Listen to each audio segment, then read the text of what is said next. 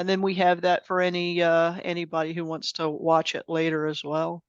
So Mike, we have Casey with us tonight who is going to walk us through how to use SharePoint a little bit so that we have access to our Conservation Commission documents and can find them on SharePoint. Yeah, maybe we're going to be the point of contact for the other members of the commission that maybe get lost. So Casey, I'll turn it over to you, and thank you for being here tonight to help us.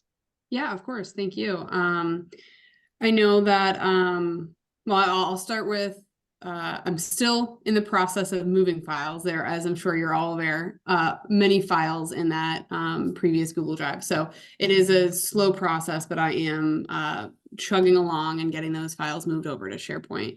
And that's just fine because, you know, we all know how to access the Google Drive location and navigate there. But you know, it'd be a lot more efficient for Sophie, our Conservation Commission administrator, to, you know, kind of have a cutover point where all new materials are in SharePoint. The only thing that's been holding that up is us being able to navigate SharePoint successfully. Great. And I think, you know, we're probably in a really good spot in terms of training, just because you all use Google Drive, and it's a very similar dashboard and like mindset to be in with the online environment. So I think it'll be hopefully a pretty seamless transition for everybody to move over to SharePoint. So for the people who are on the call, I'm assuming everyone's been able to like get into their OneDrives and access files in their online environment in OneDrive and SharePoint. And I am going to share, and I also would like to say, like, as you have questions or as things come up, please just throw them my way. This can be a interactive part of the training.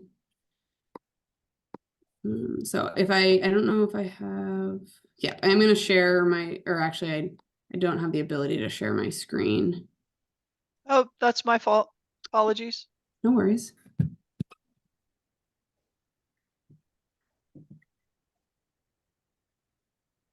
There you go. You should be able to share now.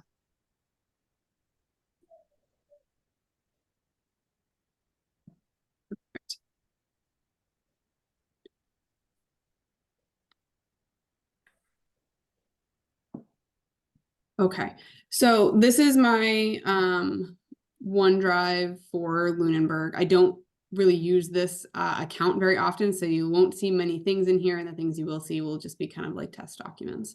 So this is my home view of OneDrive, which your view will look very similar. It's going to have your recents and anything for you that you've recently touched up in this top area here.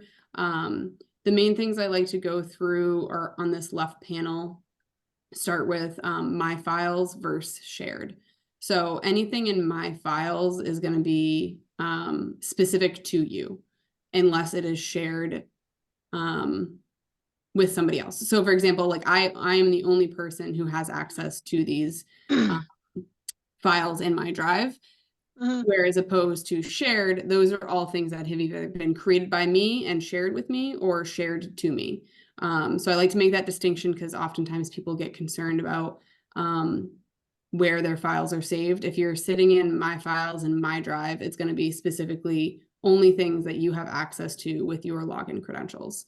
Where we're going to get into where you're using your shared folders more specifically is going to be as we've discussed, it's going to be in SharePoint. So let's just do a timeout and make certain everybody, yeah, Bob has his hand raised. I just wanted to make sure everybody's seeing kind of the same kind of view as what you're showing. Sure. I see it. My question is more fundamental. Right now, if I want to get into SharePoint, Sophie once sent us a link.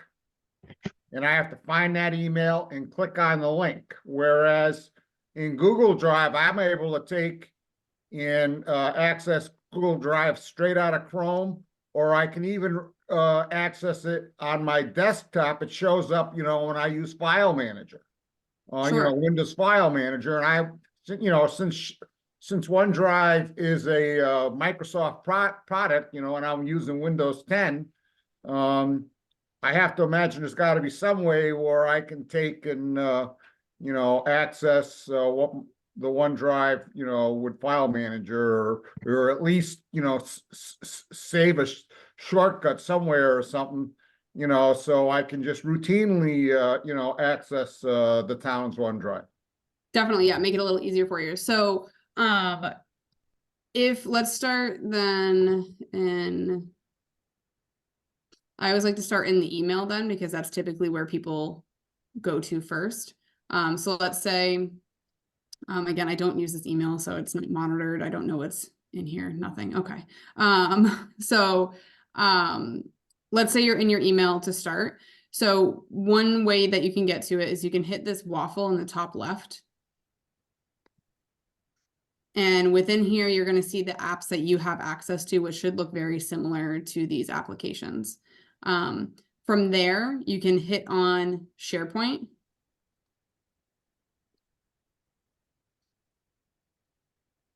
And it's going to bring you to, I have other sites in here as well, but it's going to bring you to your committee site that will be listed right in here.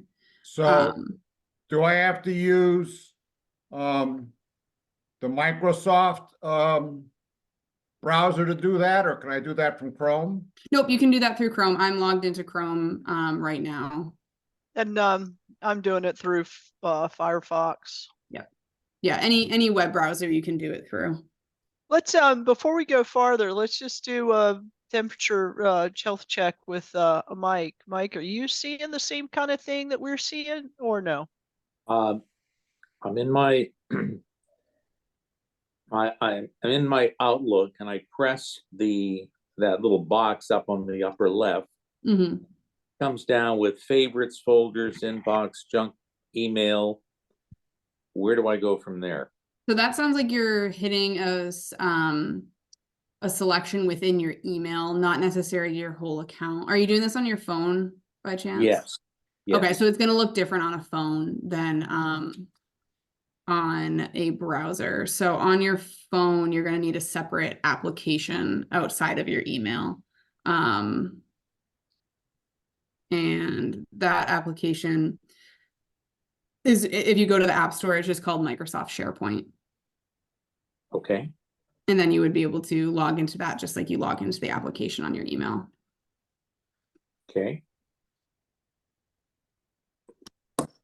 Otherwise, I should just do it on my iPad, correct? Yep. If you're on your iPad, you can, I mean, you have two options on your iPad. I mean, you really have two options on your phone, but you can get the application for your iPad as well, or you can open like Safari or Chrome, whatever browser you use on your iPad. And can you use, can you use these two things simultaneously? Yep. So right now we're on a Zoom.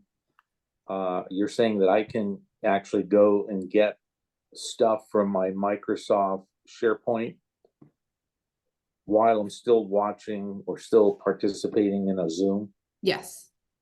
Okay. Yep. I guess I've never done that. I feel like I'm just learning how to swim in here. We're in the shallow end, so hopefully it'll be easy. Doesn't matter, but thank you for that encouragement. I've only been able to access the town's email by going and using Microsoft Edge as my browser. Okay. And then doing Could we just have Bob share what he's seeing, and then he doesn't have to walk us all the way through it? Yep. Bob, is that okay? Sure. Let's see. Well, first let me Hide anything that's private, because we're recording this in case other Oh, conservation good. commissioners. Excellent. So, like you're saying, I can do this with Chrome. I think the problem may be I have my own Microsoft 365 account. Mm-hmm. and, you know, it always, Yeah, it tells me I can't, you know, and that's the Windows on my machine, isn't that, Microsoft 365 account? You know, the yeah, Chrome, so you that's, know, thinks that that's what I'm doing. And when I've tried to do it, it says, oh, you can't log into this, you know, from where you are. yeah. So Bob, I think that's a good point. So if you have a personal OneDrive or Microsoft account and you've logged into Chrome with that, like first or as your primary account, that is like Chrome is going to view that as your default Microsoft account. So it seems like what you've done in the past, and this was a good solution for you, Bob, was to open up another browser entirely. So it looks like Microsoft Edge was your browser of choice for the Yep. town account. So that's totally fine. You can continue on that track. I think that would be a good suggestion. So for anyone who, that way you don't have to bounce back and forth. Like for example, I have to open like guest windows in Chrome if I open up different Yep. accounts within Microsoft. So I think if you keep Chrome as your personal OneDrive and your Outlook account. Yeah, I don't use OneDrive personally. Yeah, so okay. And then for Microsoft Edge, just keep that as your town account. So anytime you want to access anything So for the then, town. so that I'm being selfish here because I don't think I need training on how to navigate through, you know, through OneDrive once I get in there. But is there some way to take and make the OneDrive, you know, show up, you know, using File Explorer, like you can do with Google Docs? Yes, so you can. My only sorry, 1 second. And we do want to be mindful of time because we have to kick off the regular meeting at 7. Yeah. And one of the challenges that I have is when I navigate to the place that Casey had us navigate to using the waffle menu, I don't see anything there. It says communication site, right? So like I don't see any of Sophie's shared files. Okay, that is good to know. 1 second. So I'm gonna dig into. I just got to log into something on the back end. Mary, to look at that while I log in. Bob, there is a way to. And maybe we should do that when we're not on everybody else's time, but, Yeah, we can do. We can schedule a call to do that. We can. There is a way to sync that with your File Explorer. The only thing to keep in mind there is going to be the as long as you have, since this is like all of your licenses from Microsoft are business basic, which means you only have the ability to open all these documents in an online environment. So Google Chrome, Edge, Firefox. When you open it in File Explorer, what happens is it opens it on your local application of Word or Excel. So if you have like a paid version of that already on your computer, it won't be an issue. But the issue comes in is if you don't already have like Microsoft or Excel on your computer, it's gonna have compatibility issues if you try and open it. well, I do, Yep, you do. I drank the Kool-Aid and bought it on Microsoft. I pay Microsoft every year, so. Okay, so then you're just fine there. Mary, I'm almost where I need to be.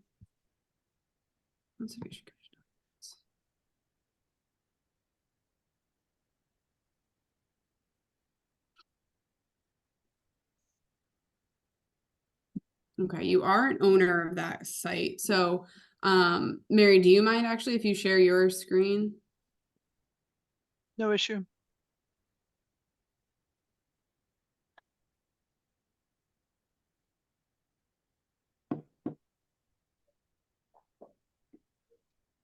That's what we see. Okay. Can you hit see all over on the left-hand side? Down Here? a little bit. Here? Yeah, that's perfect right there.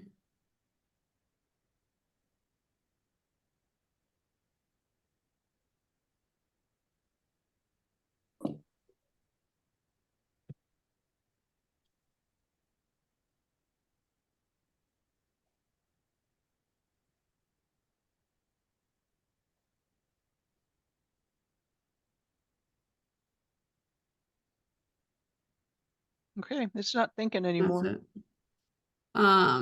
Okay, what I will do.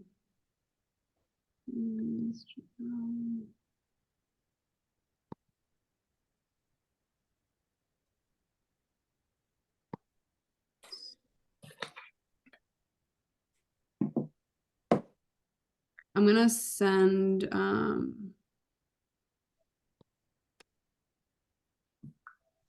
a link in the chat. That is the link that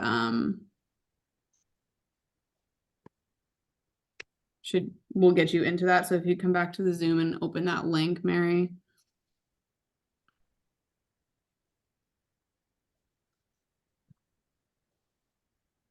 And then once that opens, there's gonna be a should be like a star in the top right.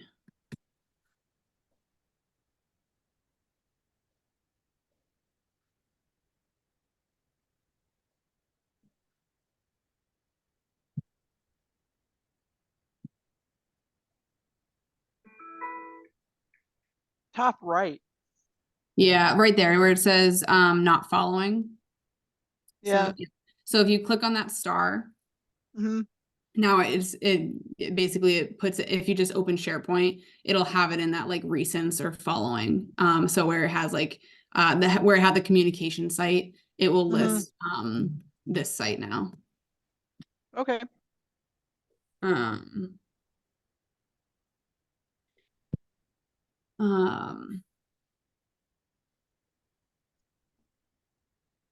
Is there on-site online documentation that would help us know that, right? Like if I onboard a new conservation commissioner who doesn't, work in a SharePoint environment, is there online documentation I can send them to help them understand this? There is, and I can sift through because there's a lot, so I can sift through and find like the ones that would be the most helpful.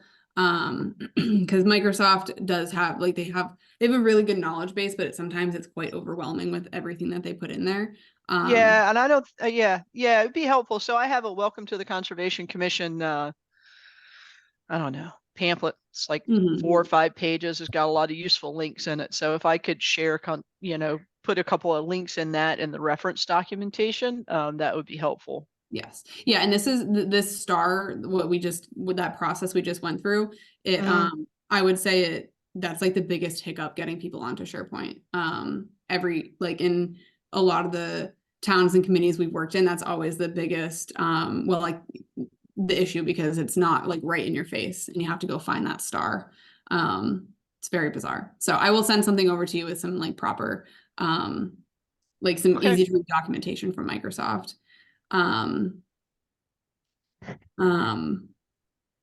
So I guess before we continue, I know we only have about 4 minutes left. I'm happy to answer any other questions. Or we can, I can also schedule a time and we can do this again before another meeting. I'm happy to continue kind of doing this until everyone feels more comfortable, with the platform. Okay. So I think you and Bob have agreed to have a separate conversation about how he can structure this as a map drive. Yes. It sounds like Mike may want to go investigate the apps available at his iStore to get the. I did download the Microsoft SharePoint app. Okay. Excellent. And I plugged in my email for the town, and it asks for my URL license or something. So I'm not sure if that's. So that if it's asking for a URL, it might be looking for that link that I sent in the chat. What I can do, if it would be helpful, is maybe I'll send some documentation on like the multitude of ways that we can access this. Okay. So, and that way I can like go step by step, like this is what it'll look like on an app, this is what it'll look like in a browser, and then here's how we access it through File Explorer. Would that be helpful? Yes. Okay. It would. Thank you. So I will send some documentation over around that. and then some documentation, like for new members, Mary, like you were saying, on how to like be joined into the group as a new member. That would be excellent. Thank you. Okay. So I'll send all that over, probably, I'm gonna say within the next week, I'll send everything over to you. And then if you want to do another meeting like this, I'm happy to do so. Just let me know and we can get on the schedule. And we can kind of do like a second, any other questions that came out of that documentation. And hopefully by then I'll be further along into the journey of migrating those documents, and closer to you guys actually utilizing it on a full-time basis. Okay, excellent. Thank- Thank you. All right, I'm gonna sign off unless anyone had anything else before. No, I appreciate it. Thank Okay. you. You got it. Thank you. Okay, and before we do the well, now I've lost it. Do the official meeting. Oh, here it is. My script. Can someone do a backup recording? I can do it. Thank you. Thank you, Chris.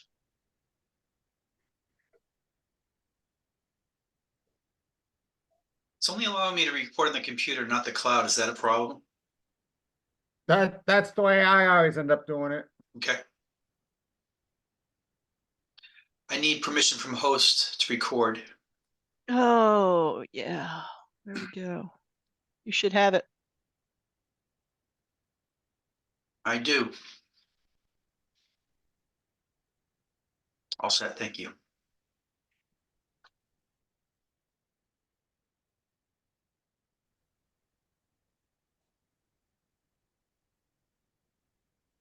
And Mike, I did capture that SharePoint link too, so I can send that to you in an email Great, thank so you. you can play with it offline. See if you can get it to work. Okay. We have rolled over the top of the hour. So I'm going to read the script.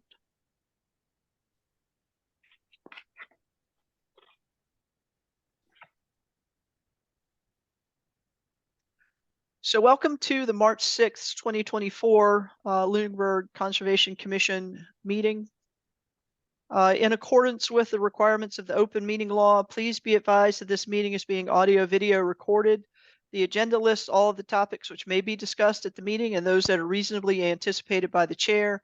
Votes may be taken as a result of these discussions. Not all items listed may be in fact discussed, and other items not listed may also be brought up for discussion to the extent permitted by the open meetings law. Please address all comments to the chair. This meeting of the Conservation Commission will be held by Zoom at the link provided in this notice. If anybody is joining us not via Zoom, the meeting ID for Zoom is 835-0835-8226. And I would encourage anybody joining us not already on Zoom to go to the town calendar, find the agenda, download the agenda, because there is a Zoom clickable link there. It makes typing easy. Right, I'm going to start out with a roll call. Bob Pease. Present. Jenny Putherer is out tonight. Rich Birch. Jeff Viviano tried to dial in, but sent me a note that his location doesn't have stable internet. Mike LaRouche. Present. Chris St. Germain.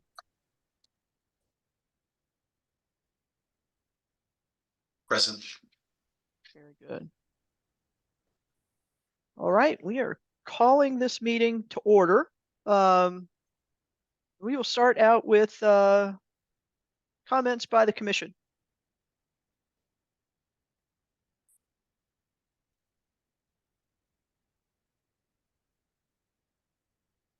And we do have a section for public comment now. We would ask members of the public to limit any commentary to 3 minutes on a subject matter under the direct jurisdiction of the Conservation Commission. Please state your name and address and address all comments to the chair. Do we have any public comments?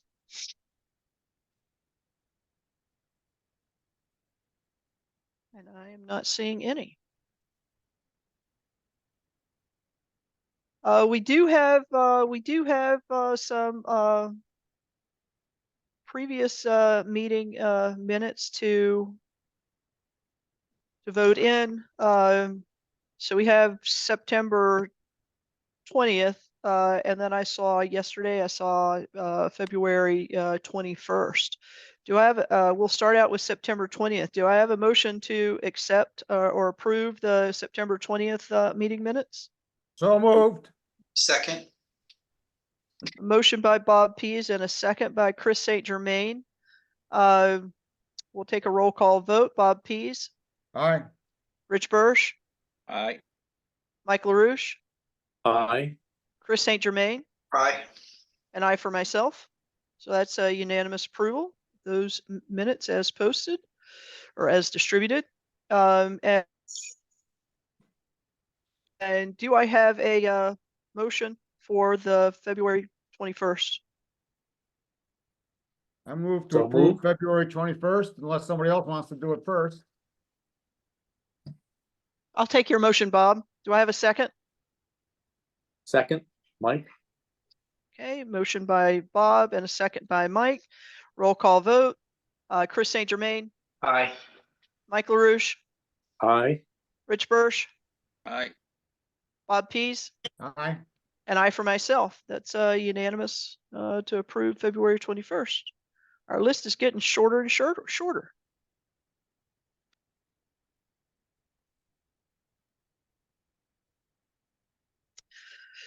Okay, we have no appointment hearings tonight, but I am going to start out by asking Sophie if we have on our list of hearings, do we have any requests for continuance by applicants? Yes, we do have a couple of requests. One I know for sure is they requested a continuance to this evening. That was 171 Arbor and 255 Prospect. I'm sorry, not Prospect. Sunny Hill. Sorry. And let me pull up. I didn't print the agenda out today, so I need to actually look at it.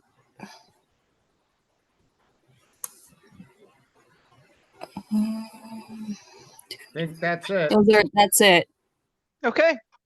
Well, then I'm going to start out with the continued hearing so that we can hear from the commission as to whether they agree to the continuance or not.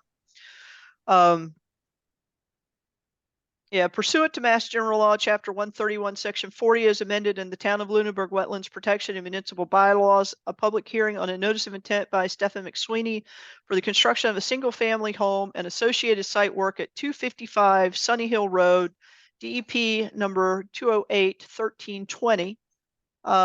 There was a, as just mentioned, there was a request by the applicant to continue the hearing. I don't know, do we have the applicant or the representative on the call? I don't see them on the call. Do we have a motion by the Conservation Commission to continue the hearing? And what was the request to continue it to, Sophie? For 171 Arbor, 255 Sunny Hill Road. for Sunny Hill, should be on the agenda. March March 20th. 20th. March 20th. Okay. So I'm looking for a motion by the Conservation Commissioner. At least I would accept a motion to continue. I motion that we continue to March 20th.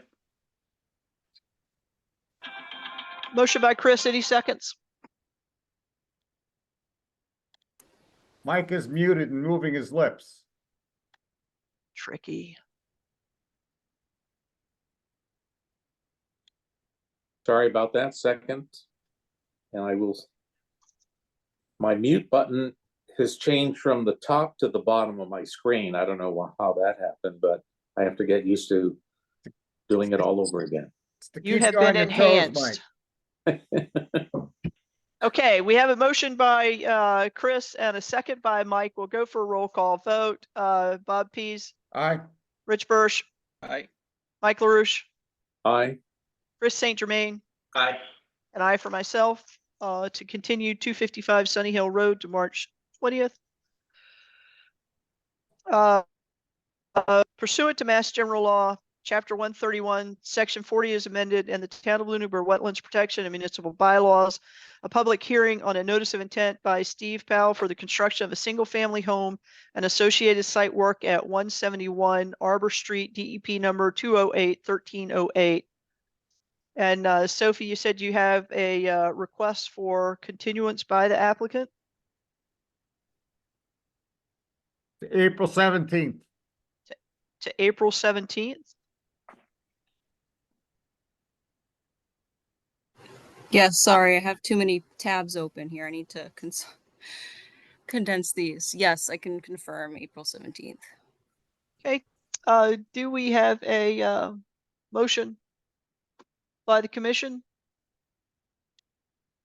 Madam Chair, Yes, at least in the version I have for 171 Arbor Street, it says continue to March 6th. yes. I think what, Sophie, correct me if I'm wrong, you received a request within the last 48 hours to continue to April 17th. Yes, that's correct. Does that answer your question, Rich, or did you have another question? Nope, I'm good at now. Okay.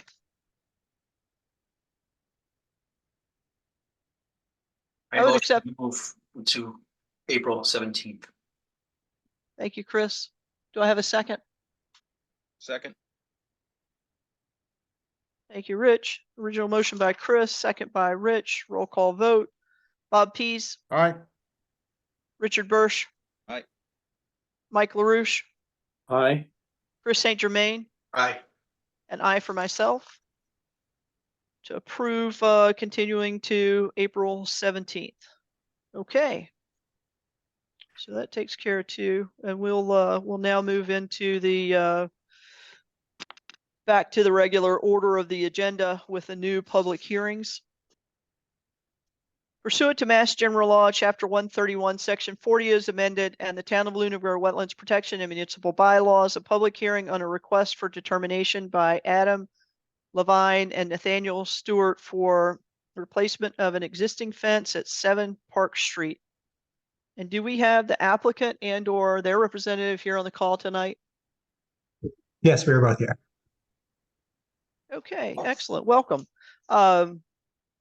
Do you want to walk us through your project? I don't know. Do you have the ability to share an overview of your project with us? We can describe it verbally if that is okay.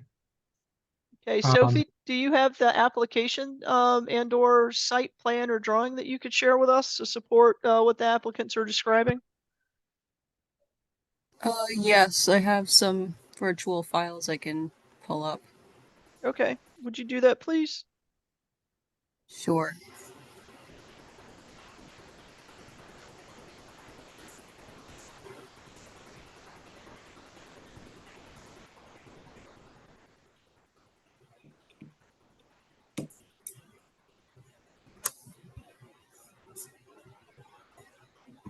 I think the gentleman that was speaking was it Nate Stewart? Adam Levine using Nate's account. Oh, okay, okay. Fair enough. I haven't pulled up if you want. me to Oh share yeah, my that screen. would I- be. I have them. I don't know which one to start with. There's many pictures and plans. I can grab it in a minute. Just need to If pull it you up. if you walk me through which one you would like to start with, I can. There it is. Yep. Okay. Here's Okay, and so, Adam, do you live at 7 Park Street Terrace? Yes, we both do. Okay, very good. All right, away you go. Okay, yeah, so we have we just purchased the property in November. And there's an existing fence along one side of the property as shown in the photos. And we would like to replace it with a vinyl fence, just following the exact line that currently exists. This fence, as you can see in the photos, is not in great condition anymore. It was built in the 80s, so we're told by our neighbors. And it's kind of falling over in places, so we'd just like to replace it with a new fence.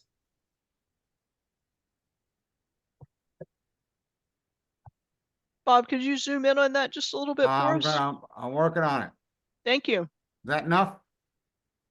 It works for me. I'm wearing my glasses.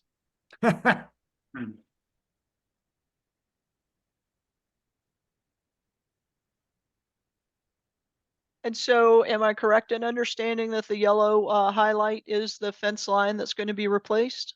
That's correct. And is there a fence line on the opposite side of the property? No.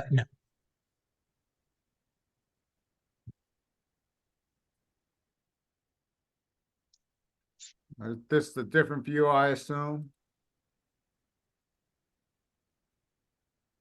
That's just the full document. It was Yeah. survey, yeah. What's at the top of that page, Bob? It Hickory Hills, almost, oh, that was, it looks like they used a page from their septic design, you know, that had the lot plan on it, and that's what they based their picture on. You know, their oh, okay, plot okay. Fair enough. And just to be clear, from the applicants, you're not planning on doing any septic work associated with this. It's just the fence. That's correct. Okay. And then they got all this stuff from they got some stuff from Home Depot.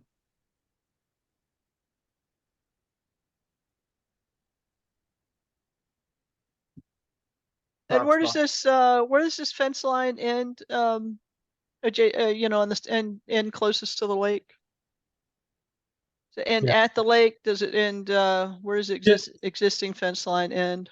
Just about at the lake. There's a tree that it stops at, right pretty much at the water line. I think there was a picture of it earlier. Yeah. Right there, see? Oh, okay.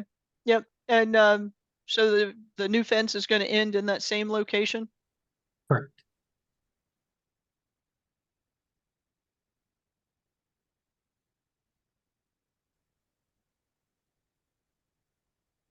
Very good. Thank you. Anything else that you wanted to add before I ask our administrator some questions? I don't believe so. Thank you. Thank you. And thank you for that overview and for including so many pictures in your application. That's really helpful. I appreciate it. Sophie, have you done a site walk out there? For this property, I have not.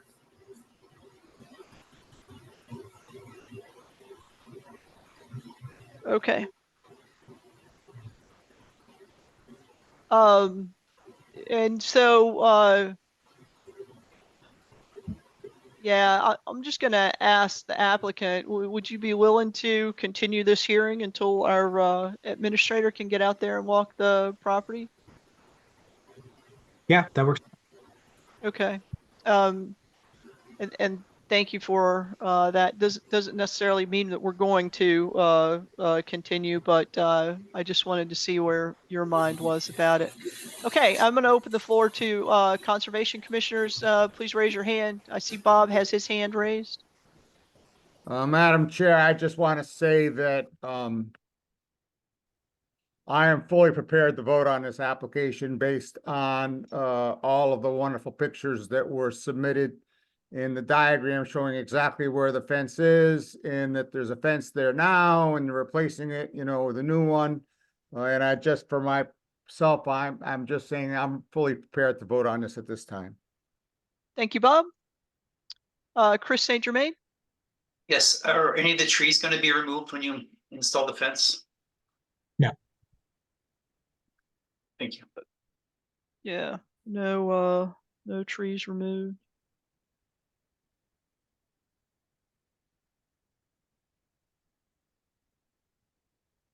Any other questions by conservation commissioners?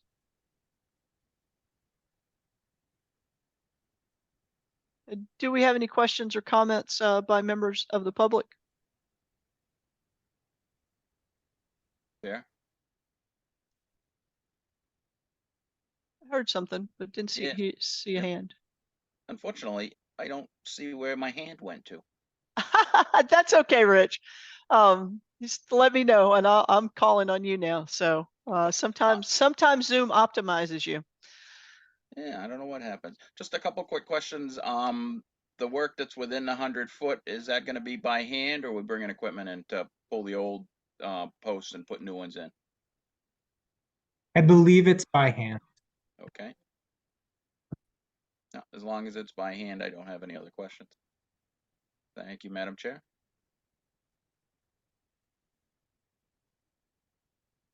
Okay, so I understand, Rich, that you're conditioning this as no equipment within the 100-foot. Is that the way I That's understood correct. that? Yeah, if they're not going to have any, pardon me, they're not going to have any erosion protection.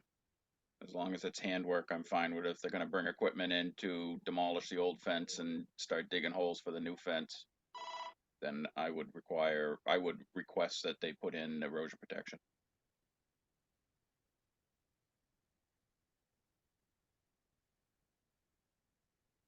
Okay, very good.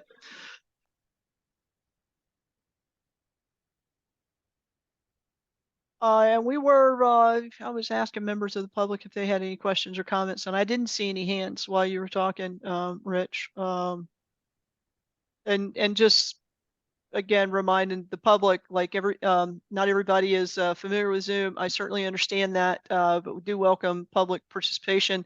And as you've just heard, even members of the commission that are doing this often, sometimes Zoom sort of hides features from us. So don't feel awkward about speaking up or using any of the reactions. Right? I do watch for that, and I will call on you.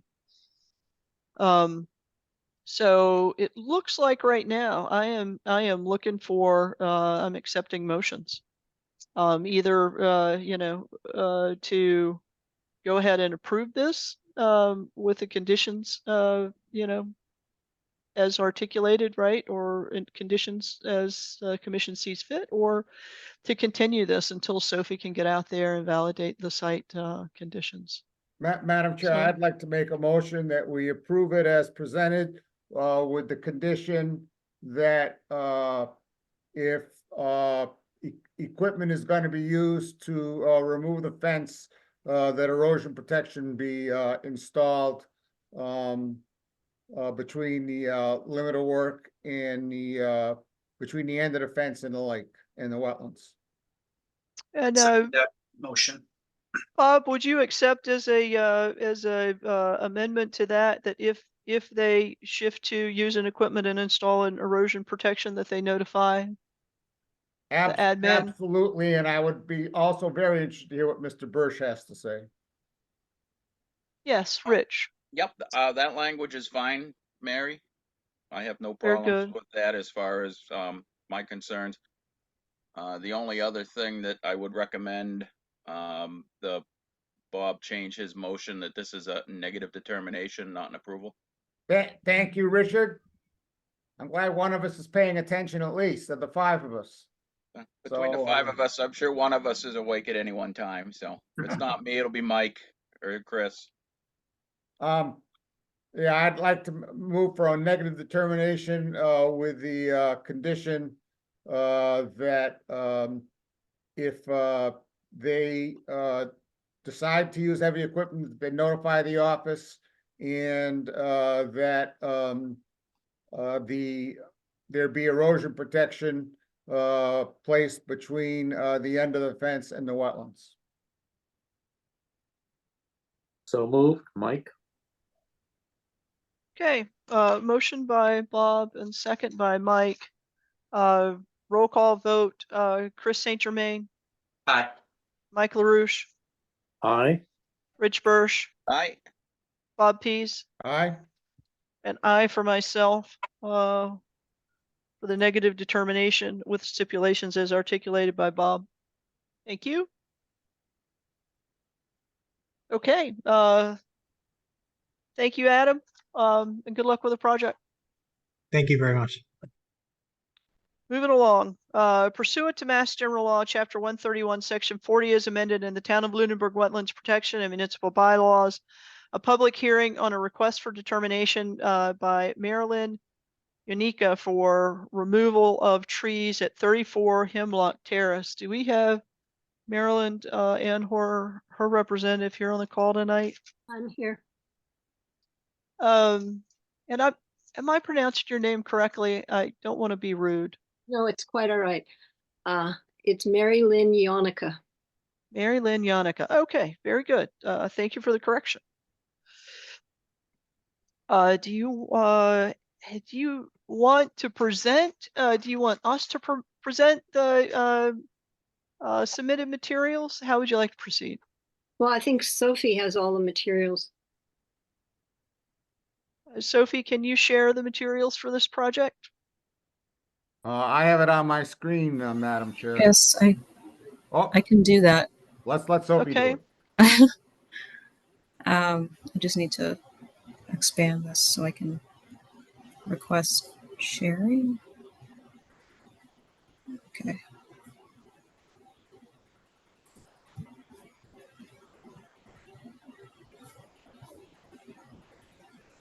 You can see how chaotic everything is.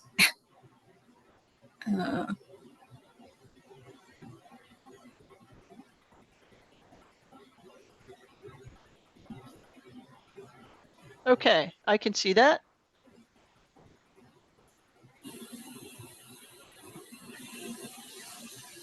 The 6th page has a diagram. Yeah, I'm not sure what you guys would like to see, but I would suggest that we look at the diagram there. It shows the location of the trees. Yeah, I will try my best to zoom in without distorting anything else.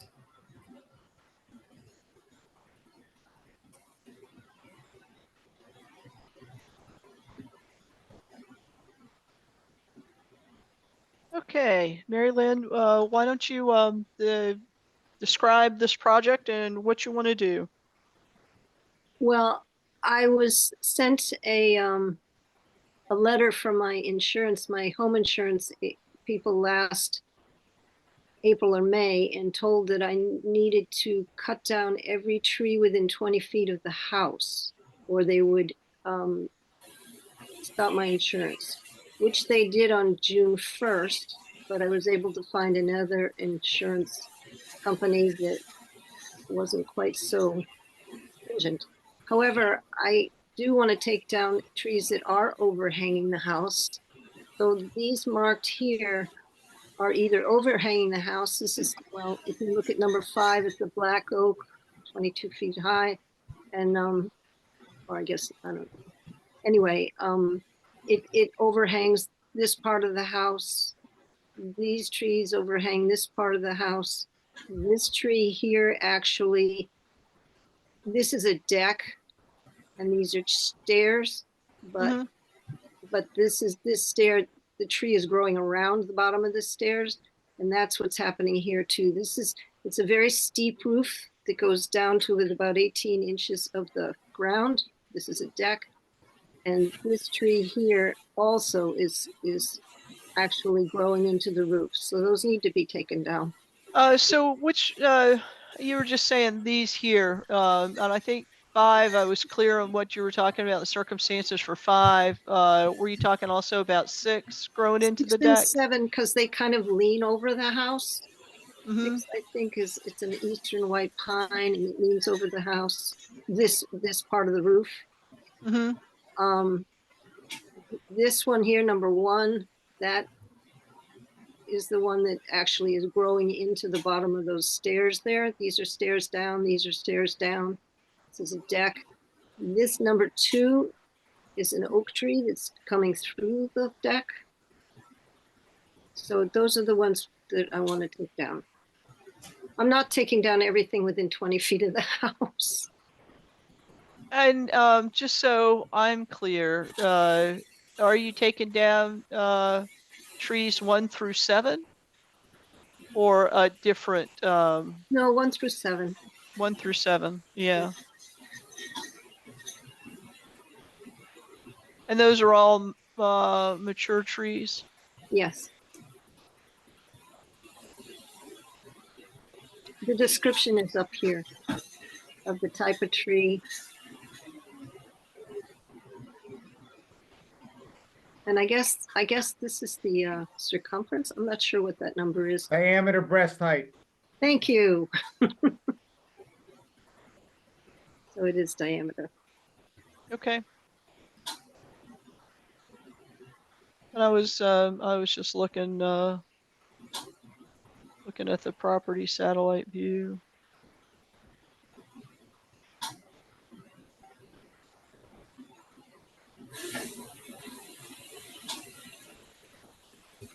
And do we have any idea like where these trees kind of fall relative to the buffer zones? Are you asking me? Yes. And if you don't know, just say that. That's don't know. okay. I don't know. I don't really know what a buffer zone is. How far are they from the lake? Oh. Oh, let's see. Well, these are, well, the lake keeps getting closer and closer to the house because the water keeps getting up, but this one's probably, well, bouncing around. Yeah, and so let me maybe ask Sophie. Sophie, have you done a site visit at this house? I haven't done a site visit, but I would assume that based off of the reasons for tree removal request, required cutting of all trees within 20 feet of the house. So I would assume that it would be, these trees would fall, give or take, within 20 feet of the house. I'm not sure where that would be from What do you mean water fall? itself. Not literally fall. I mean like location. Got it. And how, Sorry, what I is the wanna buffer scare you. zone? What is the buffer zone? So there's a 30-foot no-touch buffer zone where the state, the town bylaws actually mandate replacement and for mature trees 2-to-1 replacement. There's a 50-foot no structure zone and 100-foot waterfront area, right? And so the Conservation Commission has some discretion outside of the 30-foot zone about requiring replacements. And within the 30-foot, the bylaw compels us to require replacement. So that's why I was asking about the where these were relative to the lake. So you're saying replacing the trees? Well, yeah. Okay. That's why I was asking the question about where these are located relative to the lake.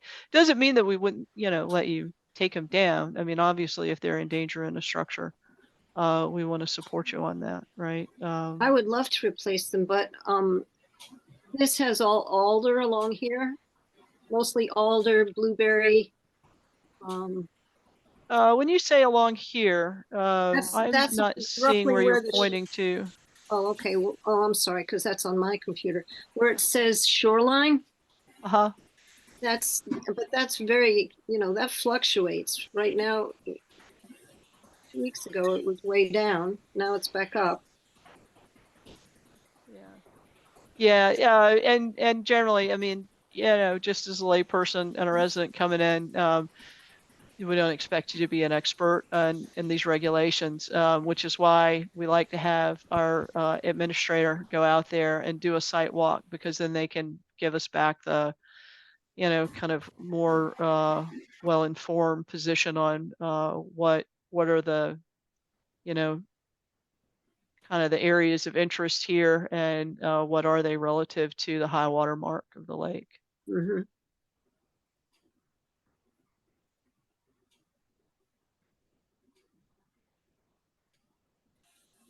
Hi, Sophie. I see that satellite view that you have for us there. Yes. Yeah, I just did what Sophie did in I would say 4 of the trees are within 30 feet. Yeah, would so might agree, require some, roughly. Oh, yeah. yeah, replication. So, and Mary Lynn, how would you feel if we wanted to delay this for until the next hearing, until Sophie could get out there and actually walk and measure and give us a accurate accounting of, what trees fall within that 30-foot buffer zone? Well, I guess that would be fine. I just, we had hoped to be able to cut in the winter, and that hasn't really happened, and that's the best time to cut the trees, I think, before the leaves come out.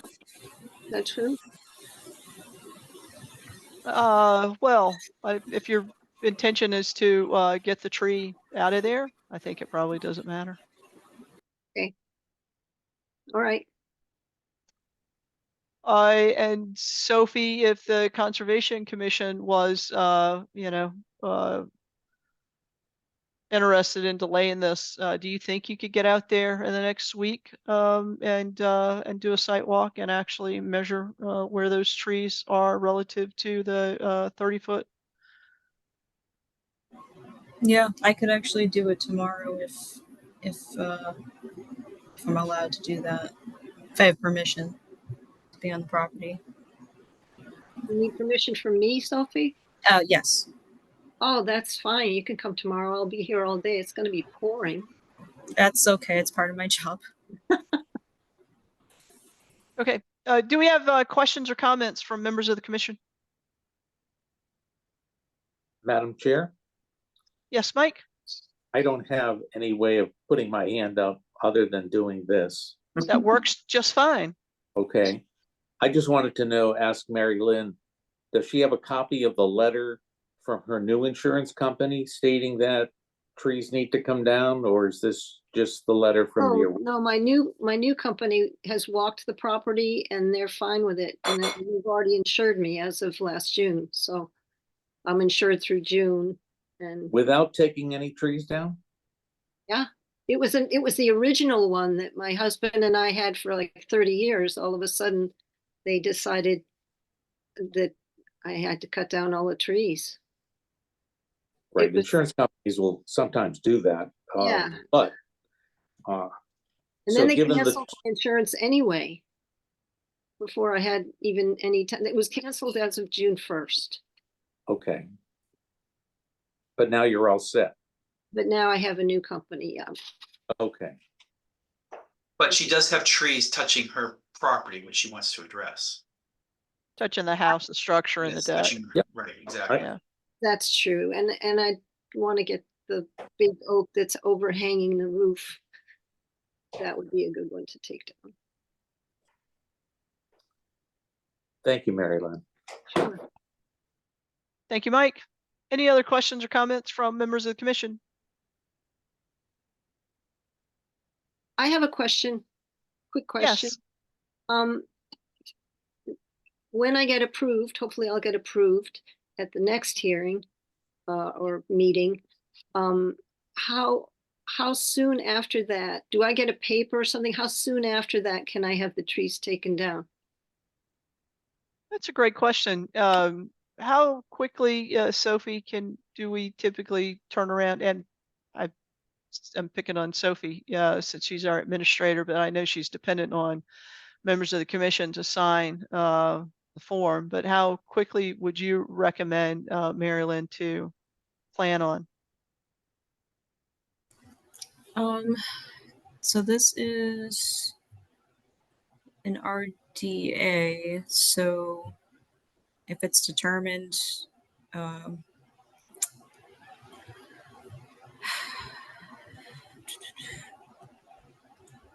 if it's a positive determination, Well, if it's a I believe positive there's determination, we have to go through additional, right. yeah, but if it's a negative determination, which I no reason to think that, It should be Yeah. fairly quickly, like a week probably, okay, post hearing.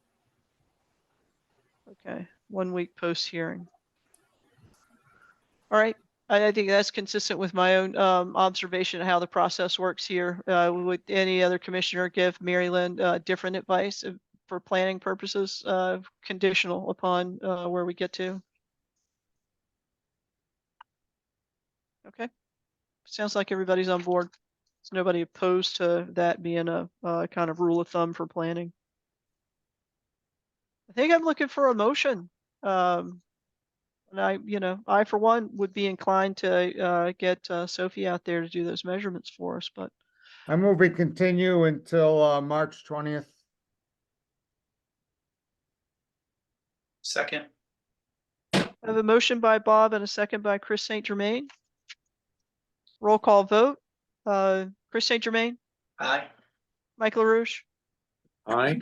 Rich Birsch, Right? Bob Pease, Aye. and I for myself. So we'll continue this to March 20th.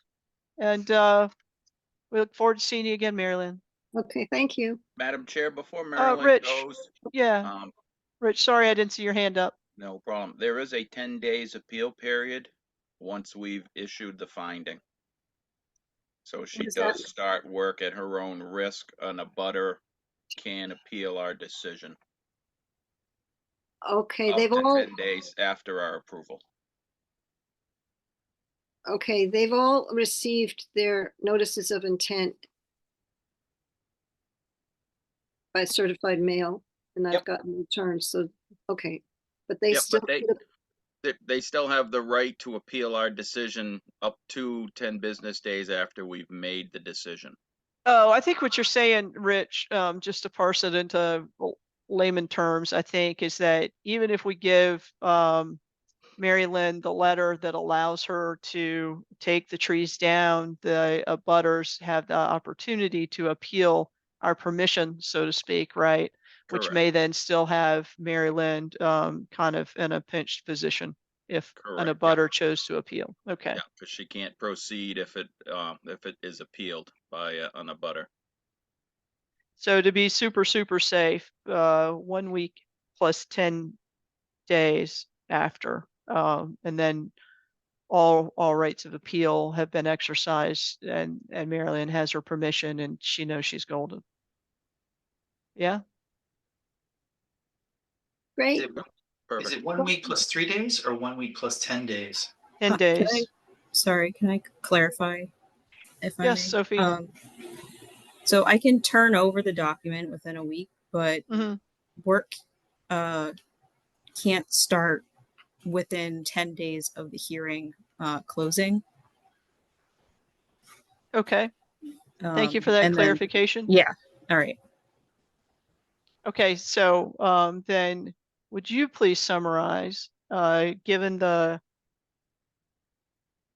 issuance of the documentation and given the appeal period, what do you think is the duration that Mary Lynn should plan against before she starts work? What would be our recommendation?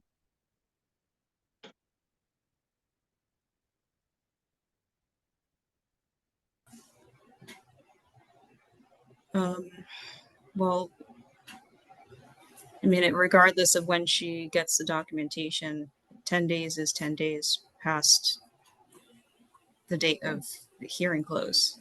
So in other words, you kind of added some more detail about other steps in the process, but it's still when she gets the documentation plus 10 days is what you're saying.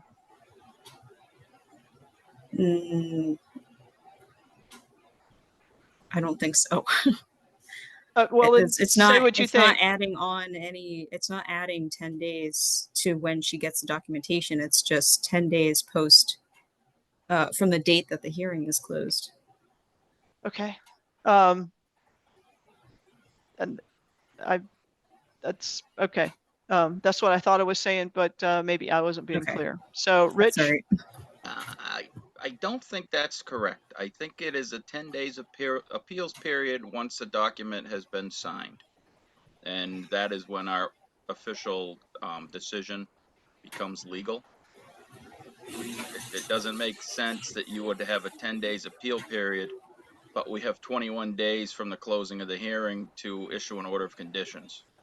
So that would mean technically somebody's appeal period would end prior to us even issuing our order of conditions, or the decision in this case in the RDA. So I'm pretty sure it's a 10 days appeal period once we've signed the document and it becomes official. And I could be wrong, but I'm pretty sure No. it's 10 days from signature. I And think you're correct on that. Bob could be better than I am. I see his hand up as well. Bob, I'll call on you. I concur with Richard.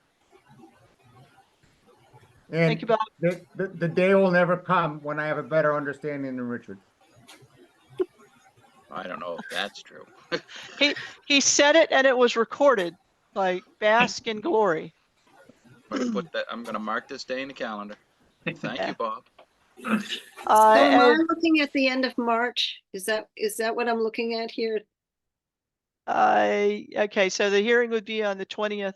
Assuming that we approved, you would have the letter a week later, so 27th.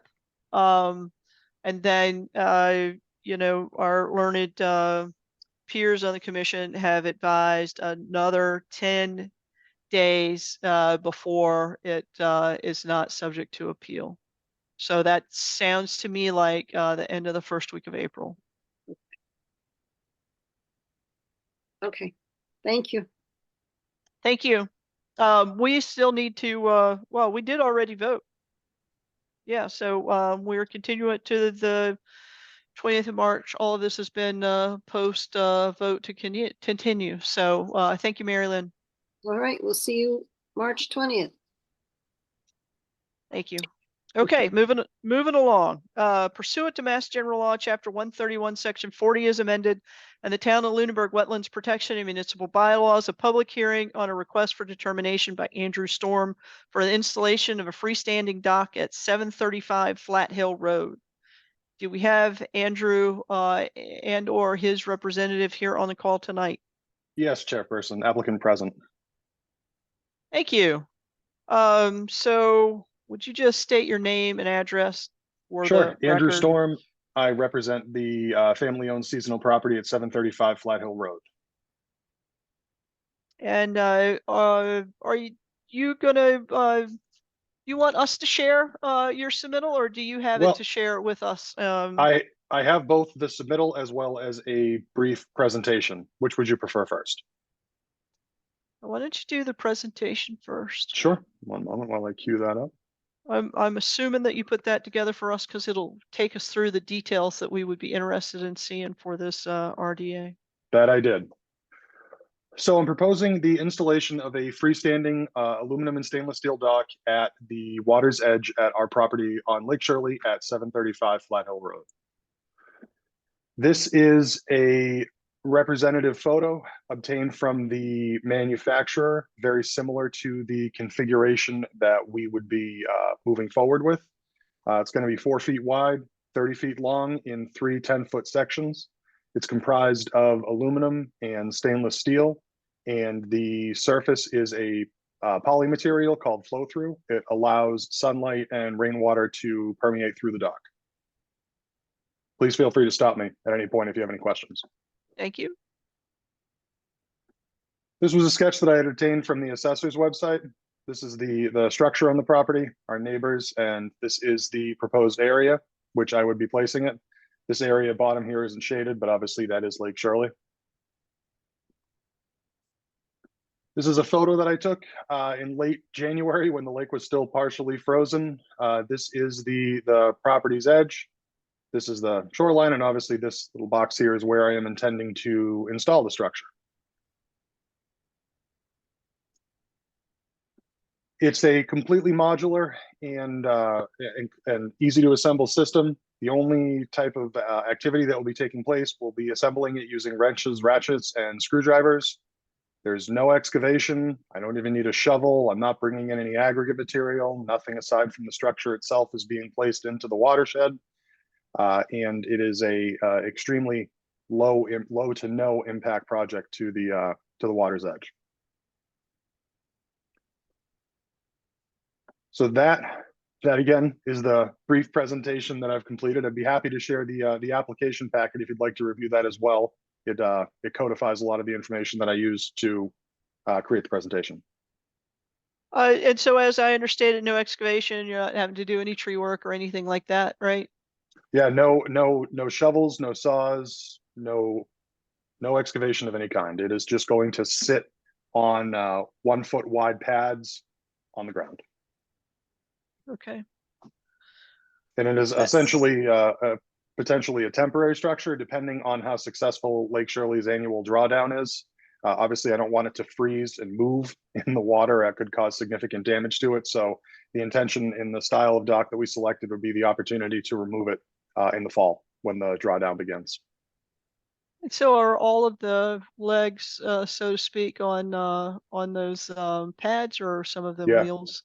No, they're all pads. I'm not the wheeled. I'm not going with the wheels because I've heard the wheels have somewhat less stability. Mm. Makes sense. Okay, I will open the floor to questions by commissioners. Bob Pease? When I look at aerial photographs of this site, they all show a dock at the opposite end of your lake frontage. Is that dock still there? Is this replacing that dock? That is in addition to. Okay, thank you.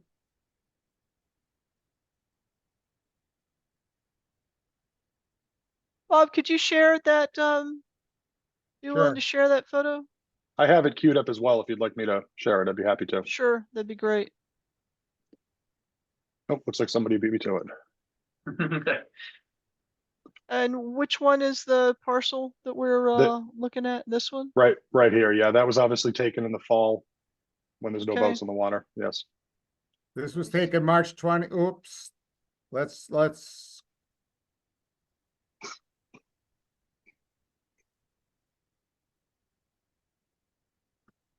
There's March, October 2nd. Let's see. Here's July 11th. See if we can find one with no leaves. There we go. That's a good There's one. March 30th, 2023. Sure. Okay, so this is for a second dock. Yeah, this dock, this tree here, as you can't see my pointer actually. Let me bring up the annotate function. This tree right here has grown quite large. It's very healthy. It's on the neighbor's property, but as you can see, it overhangs the dock area that's there now. So it produces a significant amount of droppings and sap onto the area. So I'm not interested in parking our boat there. This area here, as you can see, I would be intending to dock outside of the dropping area of this pine tree, which is on the other neighbor's lot. So it's the intention of freeing up this dock for other things such as fishing, swimming, recreation around, and then I would be primarily mooring our pontoon boat on this new structure. Okay, thank you. Bob, did you have any other questions? This dock, this other thing that looks like a dock that's sort of like, tell us about that. So that belongs to our neighbor. That is a floating dock that in the off season, when this picture is taken, it is decoupled from the mooring area on the side, and it floats for the off season. But that is not ours. That just kind of floats around in the winter when it is disconnected. Thank you. I'm all done. Okay, thank you. And just for my benefit, how many docks do we usually allow residents to have? Bob or Rich, you guys have some history Um, here? In the past, we've allowed, I can remember a time when we had a different, applicant at Lake Shirley and we allowed them to put her in a second dock. Okay, I know of that seems to be practice. I know of a few parcels on the lake that there are multiples. okay. Thank you. Do we have, not seeing any further questions from, members of the commission? Do we have any, questions or comments from members of the public?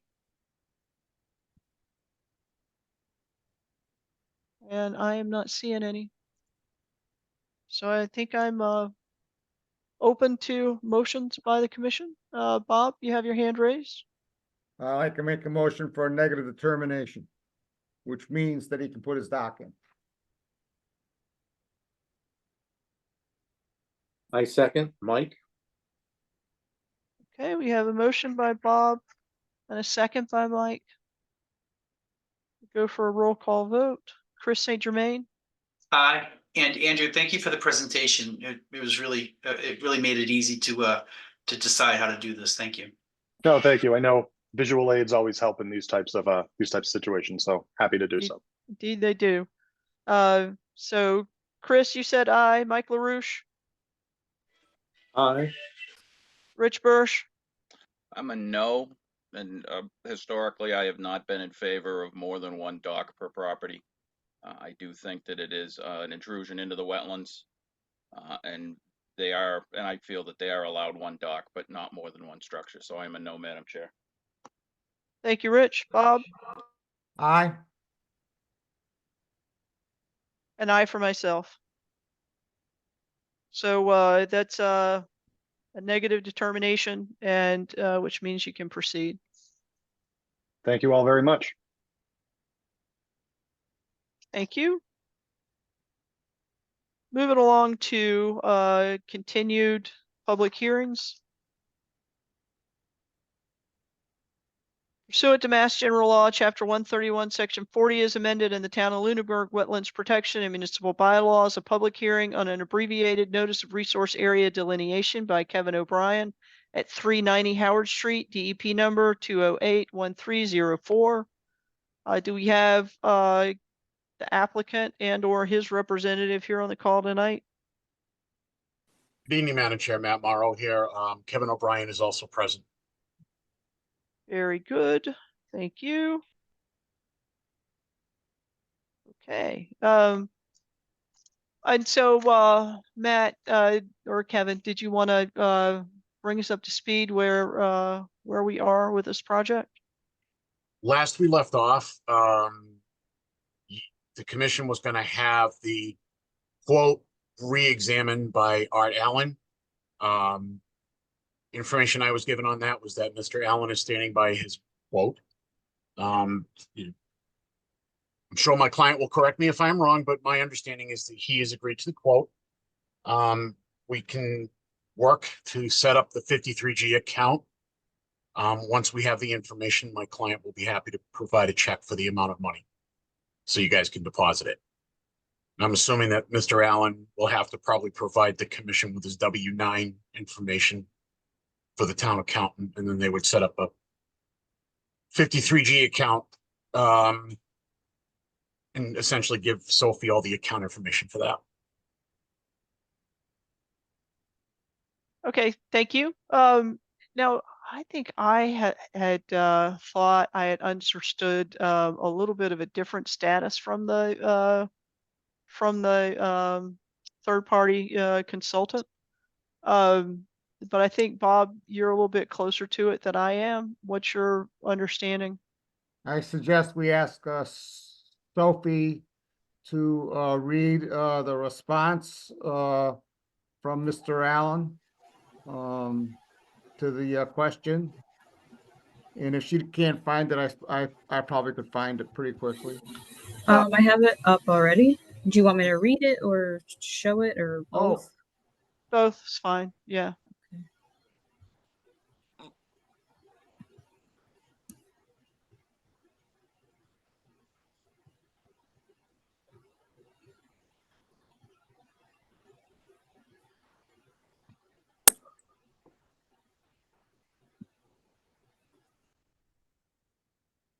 So I reached out a little while ago to Ecotech, specifically Arthur Allen. I wanted to make sure we understood and they understood where everybody was coming from with 390 Howard Street. The response states, I've had no prior experience with this project site, so I only know what was provided in the ANRAD application and plans. I see from your GIS photo chronology that site conditions have changed significantly since 2008. The ANRAD references wetland delineations done in 2008.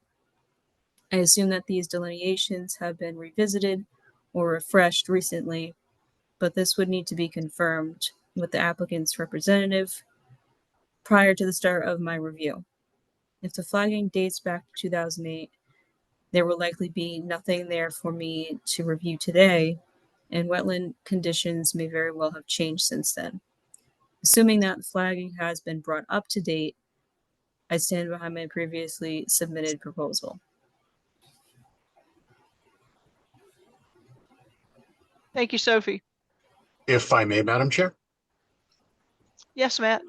Okay, so my understanding is that based on what I saw tonight, when my emails popped up, that Mr. Rowe has sent an email certifying that the areas have been restaked, areas where there were items that were tied on grass have been placed on stakes now. I guess there was an incident where some of the flagging material was taken down again and they put it back up. So we're going to keep an eye on that. And if somebody keeps taking it down, we're just going to keep putting it back up. So everything's been refreshed, as Mr. Allen put it in his response back to Sophie. So it would be ready to go. And I've walked many sites with Art Allen on reviews. He's very thorough. So I anticipate a very thorough walkthrough. Okay, thank you. Okay, do we have questions or comments from members of the commission?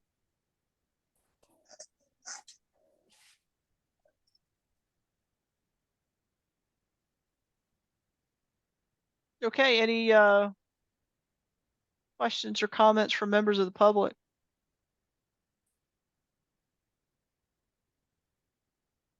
I actually don't really see any members of the public. So then it sounds like the next steps would be to engage setting up that that escrow account. Yeah, once we have confirmation the account's set up, we'll provide a check for the deposit made out to the town.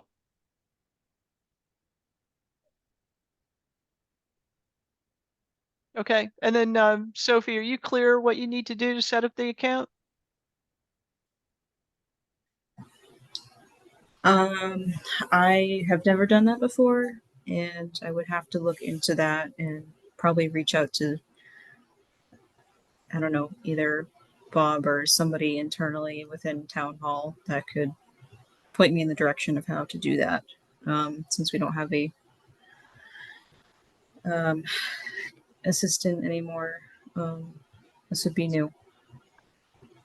If I Okay. may, Madam Chair. Yes. So I've done this before. So to set up the account, Sophie, you basically would need to have Mr. Allen provide you with a W-9.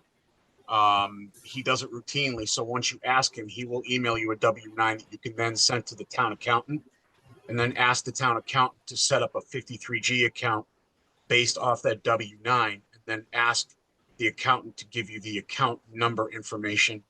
There would be 3 numbers that you should be getting. One would be the revenue in, which would be the check we deposit. One would be expenses, so that once Mr. Allen is billing you for his work, you would write up the voucher based on that. And then these monies, when they're deposited in an account, if they sit there for a while, they gather interest, which would then be returned to my client later.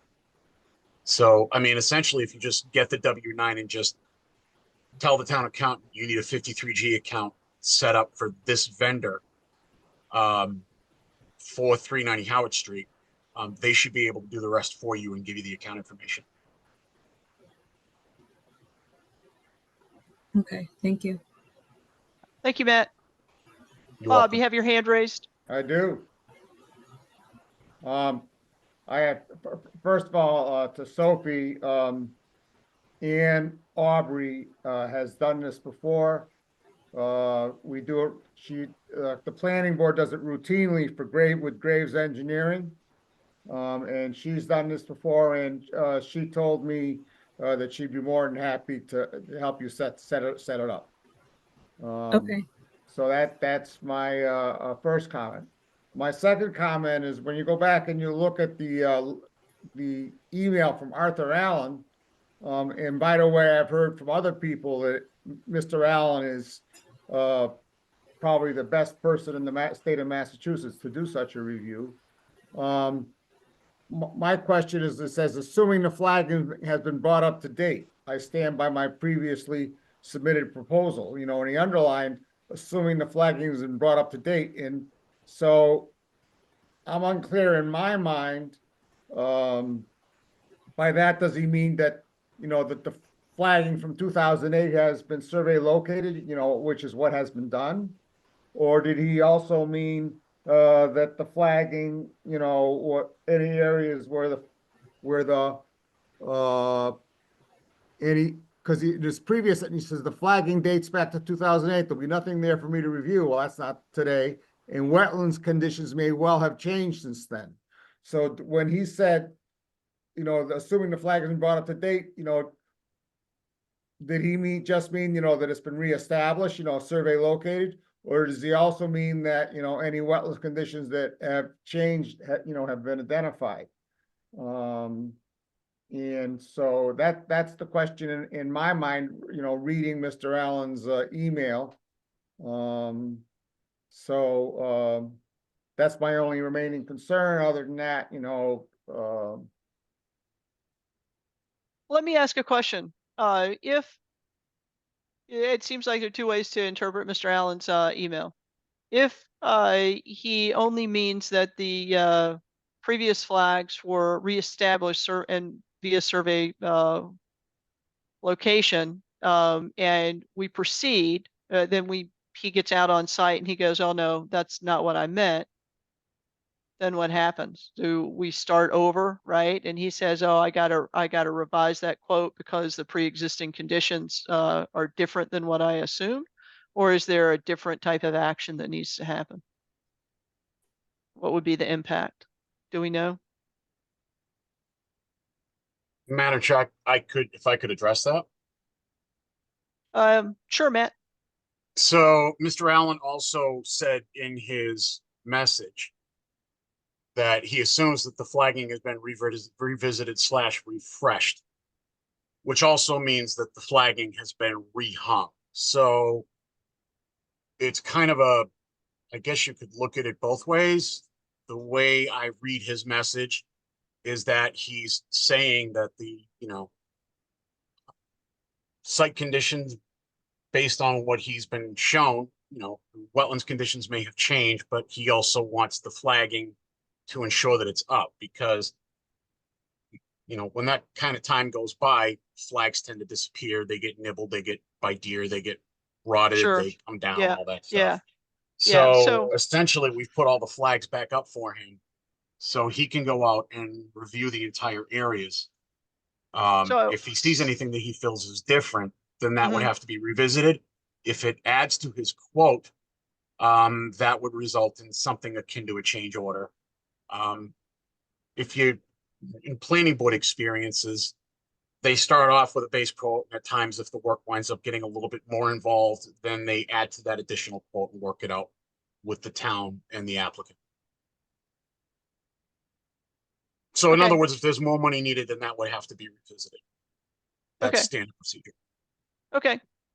Well, then it seems like we have already have the process kind of means to proceed, even if we're misinterpreting Ecotech's response back to Sophie. Well, I believe at the last, at our last meeting, I'm sorry to speak without being recognized, Madam Chair. I was looking straight at you, Bob. I believe we actually voted last did. time to go with Ecotech. Yes. So I don't think we need to, but it was contingent upon, Mr. Allen responding, and based on, what we just heard Matt say, I'd love to hear, the actual person who would be footing the bill, echo Matt's, Kevin, echo Matt's comments about, well, if more work needs to be done, I would be willing to pay for it, kind of Ooh. thing, before we proceed. Speaking for myself. Thank you, Mary. So you're asking for Kevin O'Brien to comment? Madam Chair, that would be, I would love to hear from the applicant, who would be footing the bill, about if he would be open to change orders if Mr. Allen, said, oh, I meant, that the wetlands had been reflagged to present conditions. Yeah, I understand. I think it's a good recommendation, Bob. If I may, would just revise that a little bit, because I am sensitive to asking somebody to pre-approve Yep. a blank check, right? But just I would be nice, I guess, to hear Kevin O'Brien say that he acknowledges that there might be a misunderstanding in the conditions that Ecotech has put on this, and it might end up with, all of us with a surprise of, oh yeah, no, I really meant that it had been recently delineated, and that might incur other charges, which means that we would all be in a different decision position, because there would be additional, information to make those decisions. Because if we don't have any assurances that they'd be willing to consider it, then I would want to delay another 2 weeks and make sure that we understand, what Arthur Allen meant in his, speaking for myself, meant, in his email, because I wouldn't want to be in a position where, more money was needed to complete a third-party review, and we didn't have the funds to do it, and so now we're in some kind of, dispute mode. I'm sure we all want to avoid dispute mode. We want to get, to a.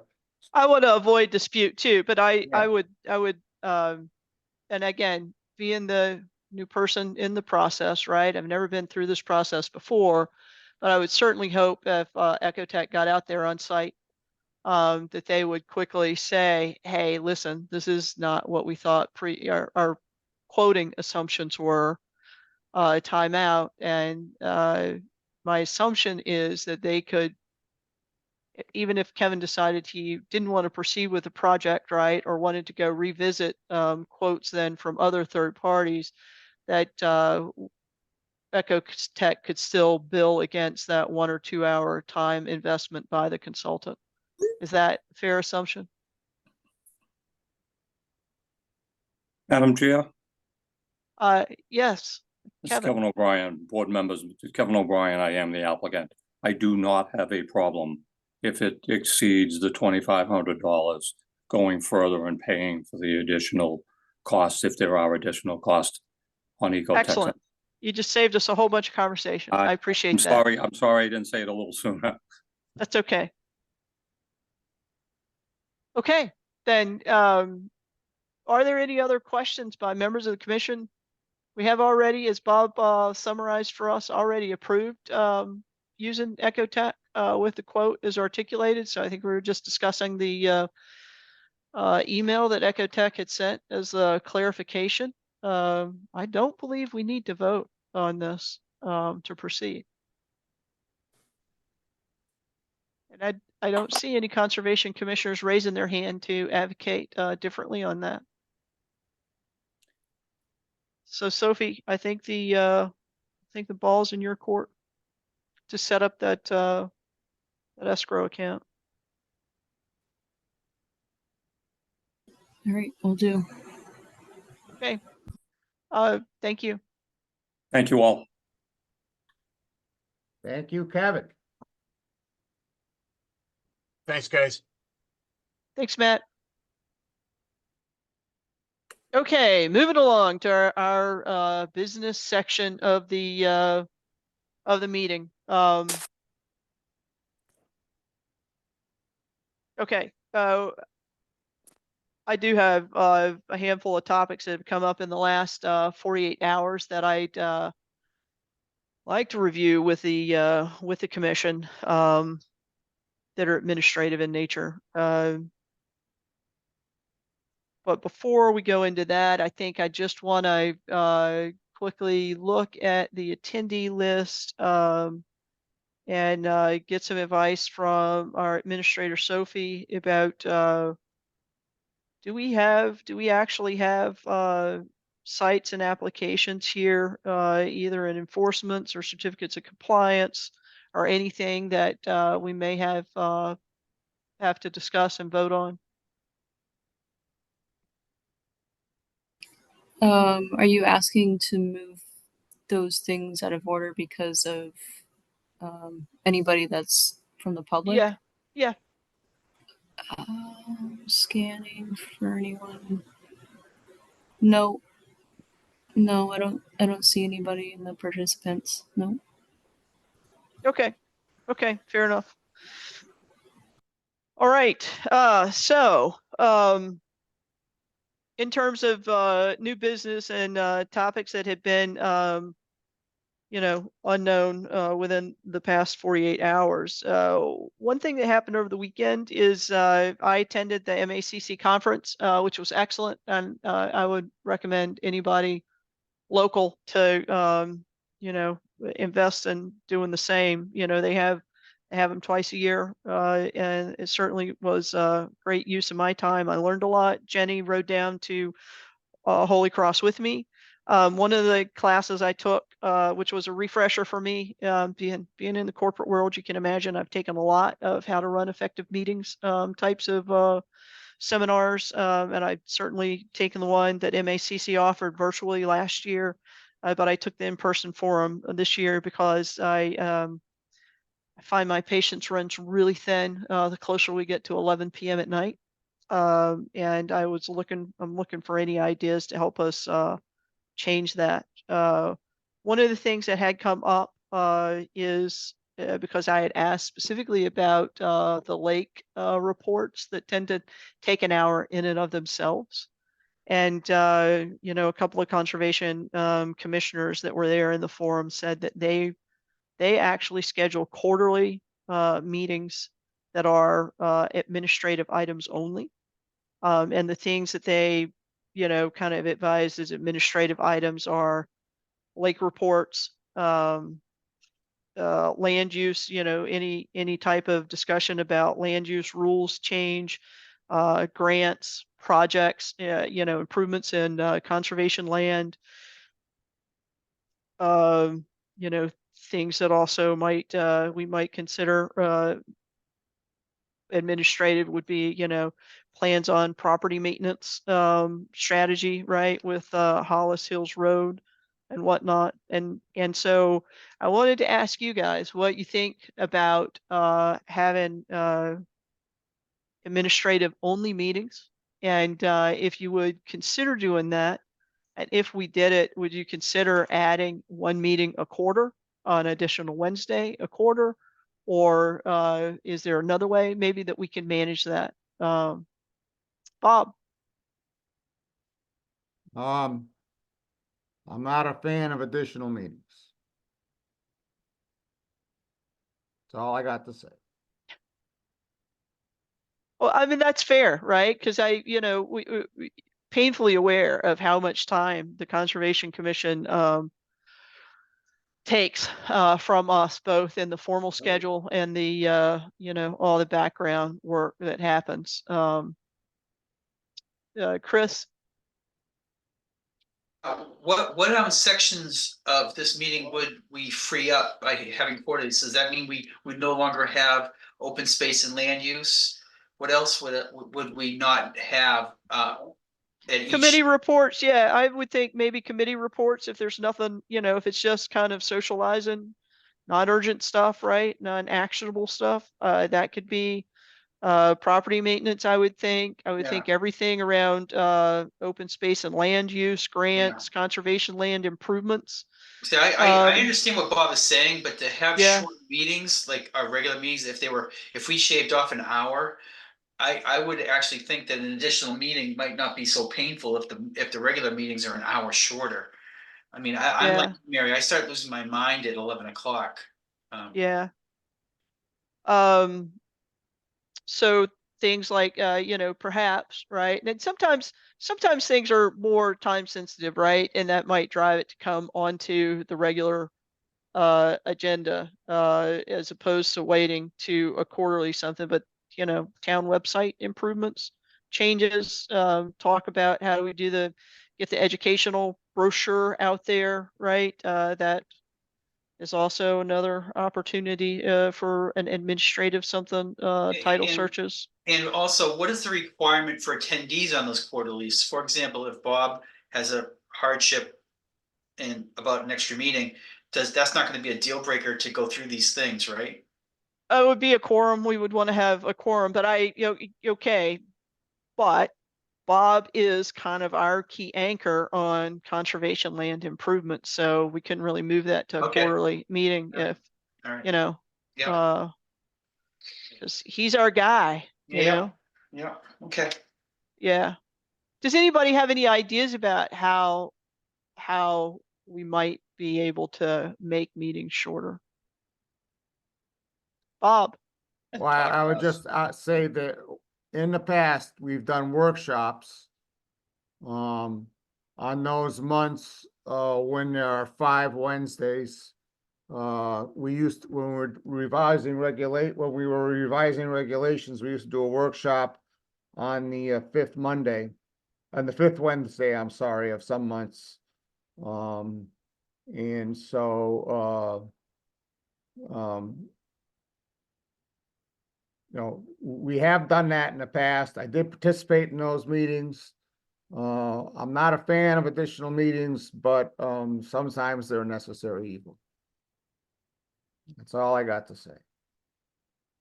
You said that last time. False advertising. That's very true. You caught me. You caught me.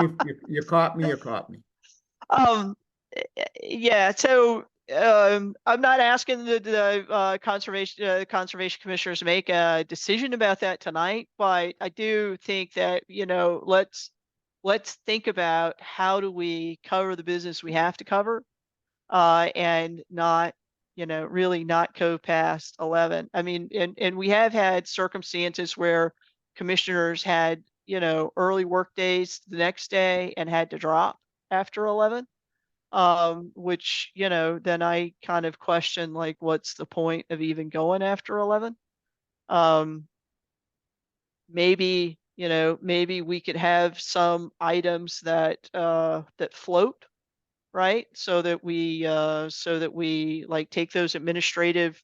It won't work well for the lake reports, but for the other administrative items, if we had those float to a shorter agenda, right, and had Sophie maybe track that for us with a okay, guys, we got to the 3rd Wednesday of the 3rd month of the quarter, and we didn't find a time to float it in there. So tonight's the night we have to bite the bullet. That might be another way of doing it.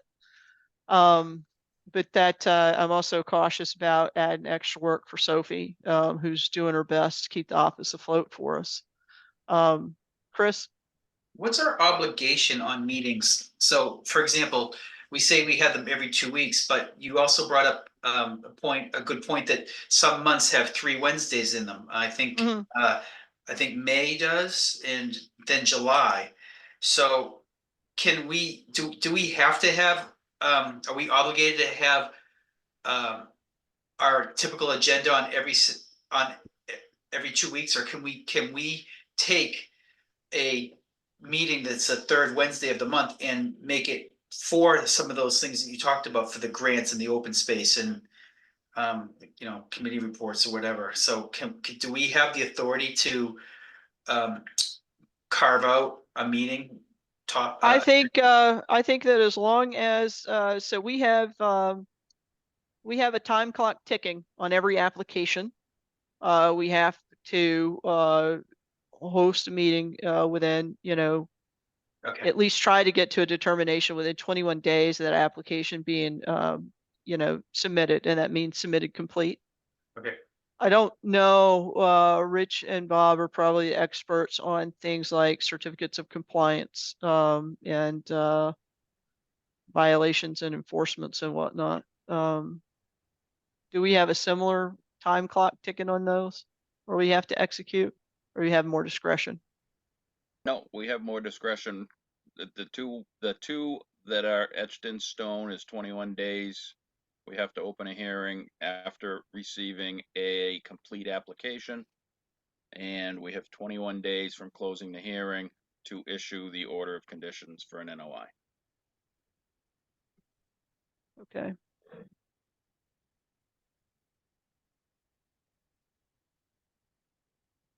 I would like to suggest that some of the topics that aren't mandatory, that if we start hitting late, you know, it's getting late in the night, that we just decide to table that category. I mean, I think some things like, you know, maybe the open space, I don't know if it's always critical. I mean, if it's, I think I would rather just not put them on the agenda until we think we can address them. Yeah. Yeah. Okay, that's the problem, because we never know how a meeting's gonna go.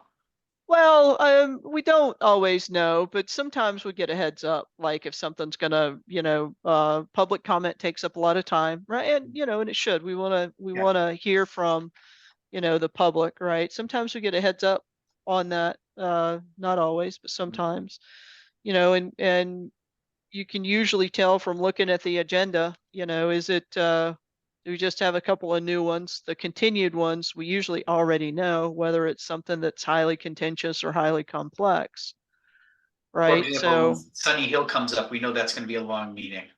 yeah, probably. But I mean, where we have continued hearings, we already kind of know. I already kind of know. So, I mean, that's an opportunity. So, so listen, again, I'm not going to ask for a vote or anything on changing something. Just think about it, right? And maybe next time we meet, we can actually come to agreement on what, if anything, we think we can do better moving forward. The other item that I wanted to discuss with the Conservation Commission, and again, based on information that I was hearing this weekend, the class that I took in the morning, the workshop on efficient meetings, was coincidentally hosted by led by an attorney with 20 years of experience in wetlands and environmental law. And you know, like I said, I've taken a lot of these classes. So I wasn't there to expecting to hear really new material. I was there to ask questions because I've been a practicing conservation commissioner for 18 months and I have questions, damn it, right? So I think a lot of the commissioners also there had similar types of strategy, because halfway through the 2.5 hours, it ended up being a commissioner collaboration session more so than an effective meeting session. And one of the things that had come up there was when it comes to conditions on a project that the commission expects to be maintained for the life of the property, right? So recent things that have come up have been, you know, planting of trees, revegetating areas, putting boulders to demarcate the 30-foot no-touch zone, etc. That we really planned, we intend to be there permanently, or, you know, as permanent as reasonable to expect, that those actually be listed out in the order of conditions. And you know, I know since I've been a commissioner, if the engineers said, hey, I updated my plan with that note, we would accept that because the engineer drawing actually is the plan of record for that. But we have no guarantee that that drawing actually then gets passed on to the new homeowner, right? But the orders of conditions goes into the deed of records and would get passed on to the new homeowner. So it occurred to me that that might be an opportunity to improve our processes to ensure that as those properties transact, you know, change ownership moving forward, we're making our expectations more visible for any features that we expect to be there with some type of permanence. Thoughts or comments about that? Does anybody think I misunderstood what had been related or have something to share? Bob. Well, it always has bothered me if you take and you go and look at order of conditions on the Registry of Deeds website. Mm-hmm.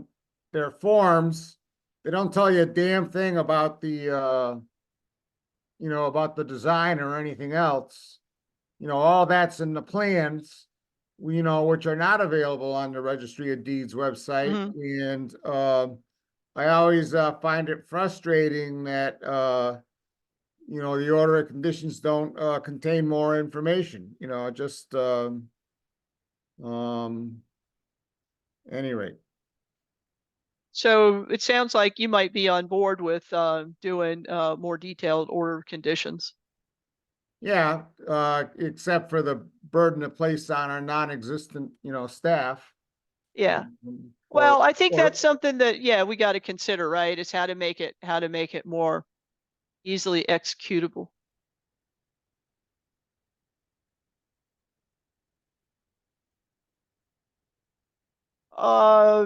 Rich, what are your thoughts about it? You've been around the block a couple of times.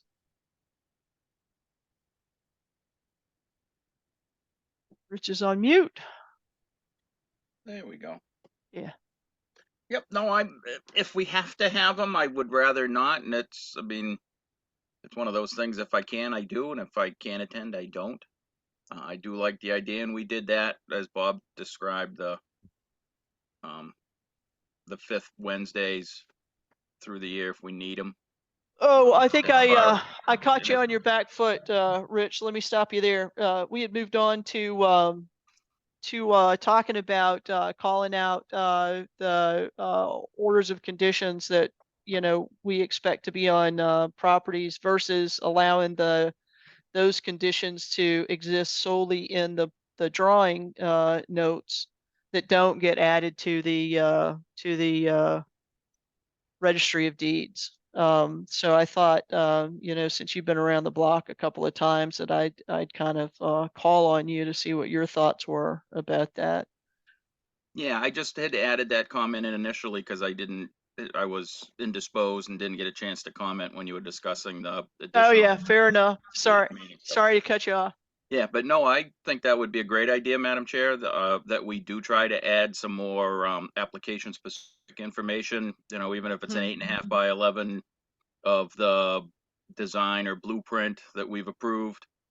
I believe we had spoken quickly about adding a couple extra lines to our boilerplate as far as demarcations and boundary markers are perpetual to the order in the project and not to be changed or removed without first reviewing it with the Conservation Commission. And I don't think it's a huge burden to have them add their narrative and a page with the design of the work at all to the Registry of Deeds. And I know I had tried to change it prior and I haven't kept up with the procedure recently, but I believe it's the applicant that is filing the initial order with the Registry of Deeds. It's not us. I think that's right. Yep. That's correct. Yep. So it wouldn't really be an undue burden on our staff. It's just an extra page or two in cost that the applicant would have to bring to the Registry of Deeds. Wouldn't that have to be included in our signed letter, though? I mean, isn't that what they take to the Registry of Deeds, is our signed letter with the conditions? Yes, they take the order of conditions that we produce, but we're not bringing them to the registry of deeds. So it's just a matter of printing out an 8.5 by 11 or having the applicant provide an 8.5 by 11 sheet with specifics on the design and the blueprint or layout of the work being proposed that was approved. And especially with the more complex projects, most of those are done and delivered by engineers electronically. Yeah. So it's not really I personally don't think it's a big burden. I don't mean to speak for Sophie. I mean, I might not be seeing something that's in the process, but I certainly agree with Bob. It would be nice to have more information perpetually recorded at the registry of deeds with our decisions. And that's another, so the 21 day, or when we're talking about the beginning of work, the order is also not valid until, in the case of an NOI, that it is recorded with the registry of deeds. That is also one of the requirements of approval for an applicant. So if we give an order and they don't bring it to the registry of deeds and get it recorded, the order is not valid. And they cannot start work or the appeals clock. But that's NOI specific. That does not have anything to do with the RDA.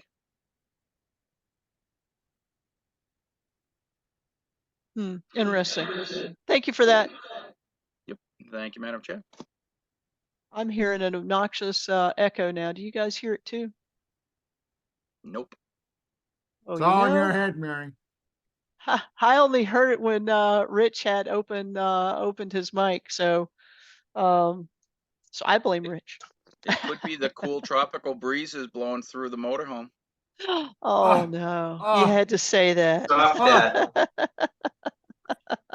Okay, so the other thing that I wanted to bring up, right? I think everybody is aware that our part-time administrative assistant has vacated that position. So the town's now looking for a new Conservation Commission assistant. One of the challenges that we have as Conservation Commission is that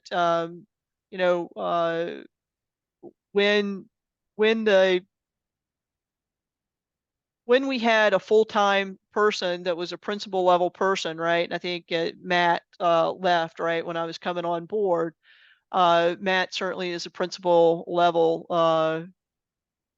wetland scientist, right? And at that time, the town was able to justify a 10-hour week clerical assistant for that principal level scientist role. And since that time, though, the town has replaced that principal level position with junior staff members. And I just want to say out loud, right? Sophie's great. I've been really impressed with working with her. She comes to us with great educational credentials, and certainly I expect great things from her. But she is, very fresh out of college and a junior staff member, a junior scientist. And I don't think it's fair for anybody to expect an IC2 level, as we would call it in my corporate vernacular, to deliver the same level of efficiency or expertise as an IC4 level, principal level scientist.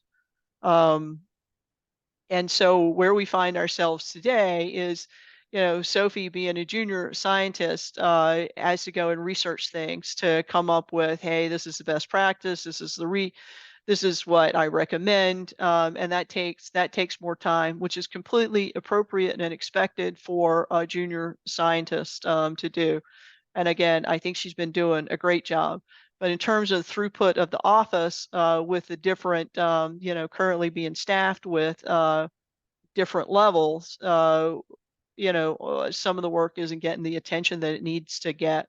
And so I think as a commission, we need to think very carefully about what kinds of proposals can we bring to the town to solve, or at least start solving some of the deficiencies that we have in throughput through the office, right?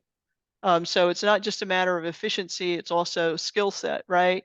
I, as a principal level engineer, would be expected to have a much better expertise on engineering, technology, architecture, supply chains, the regulatory space that I deliver in my day job, than would be fair to expect a junior engineer that's an IC2 to have, right? They just won't have that same level of expertise. And so Sophie still has a lot of you know, technical competency to grow her expertise in. I have every confidence that she will. But it also takes a lot longer for her to grow that technical expertise when she doesn't have the benefit of working, you know, side by side with principal level engineer either. Sophie is, you know, already looking at MACC classes, right? And is looking at signing up for some of those this summer. But again, you know, you don't become an IC4 scientist overnight. It takes years of investment in time. And so I think that the Conservation Commission probably should be advocating for that clerical resource to be rescoped from 10 hours to more. And I would think probably like 19 hours or something, because there is a lot of paperwork coming through, and there's a lot that has to be done. You know, one of the challenges that I have as Conservation Commissioner, right, is not having access to materials, you know, not having access to materials and it recommendation, a site visit note from our administrator before we go out on site walks, right? And you know, Sophie's hitting all of the priorities. There is not enough time for her to address all of the priorities that she has to address. But you know, at the end of the day, I think it's incumbent upon us to come up and propose some solutions to the town so that the you know, the Conservation Office continues to operate and address all of their obligations. I would also think we should consider hiring consultant engineer, consulting wetland scientists. I noticed in the bylaws, there is a provision to ask the applicants or require applicants to actually fund that. So it may not require additional monies by the town. I don't know if anybody has, I mean, it doesn't seem like as a general practice we've been doing that. Maybe it's because historically we've had a wetland scientist sitting in the office and therefore didn't need to hire those consultant engineers or wetland scientists. Let me just pause right there and ask for comments and clarifications from my commission.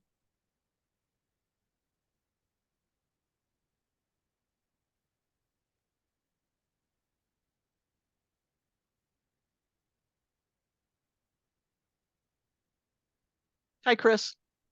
In regards to increasing the hours, is that a vote by our commission? How do we go about requesting that? No, that's I think it's money, right? And when it comes to money, I think we got to go to the select board, and they may need to raise a warrant, a town warrant, right? And I know that there is a deadline for warrants going into the spring town meeting. That deadline is 18th of March. So it may be most expedient, right, for the commission to authorize me and Bob to come up with a, you know, kind of a plan of attack here and represent the commission to the select board to advocate that we get those measures to, you know, enhance the throughput and provide the expertise to the office that we think the commission needs to have.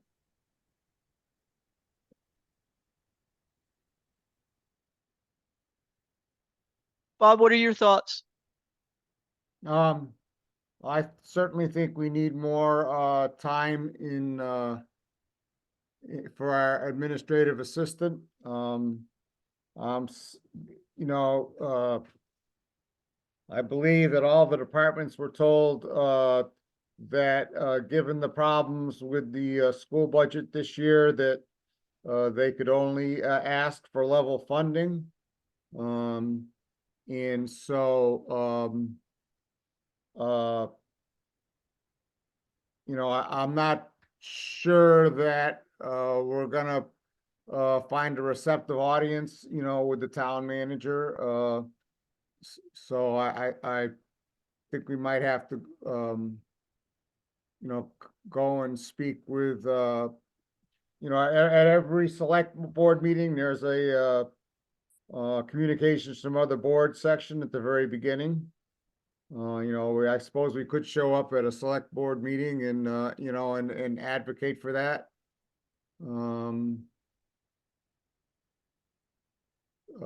But I think the need is definitely there.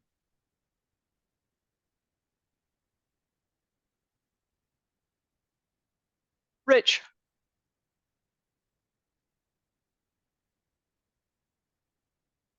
There we go.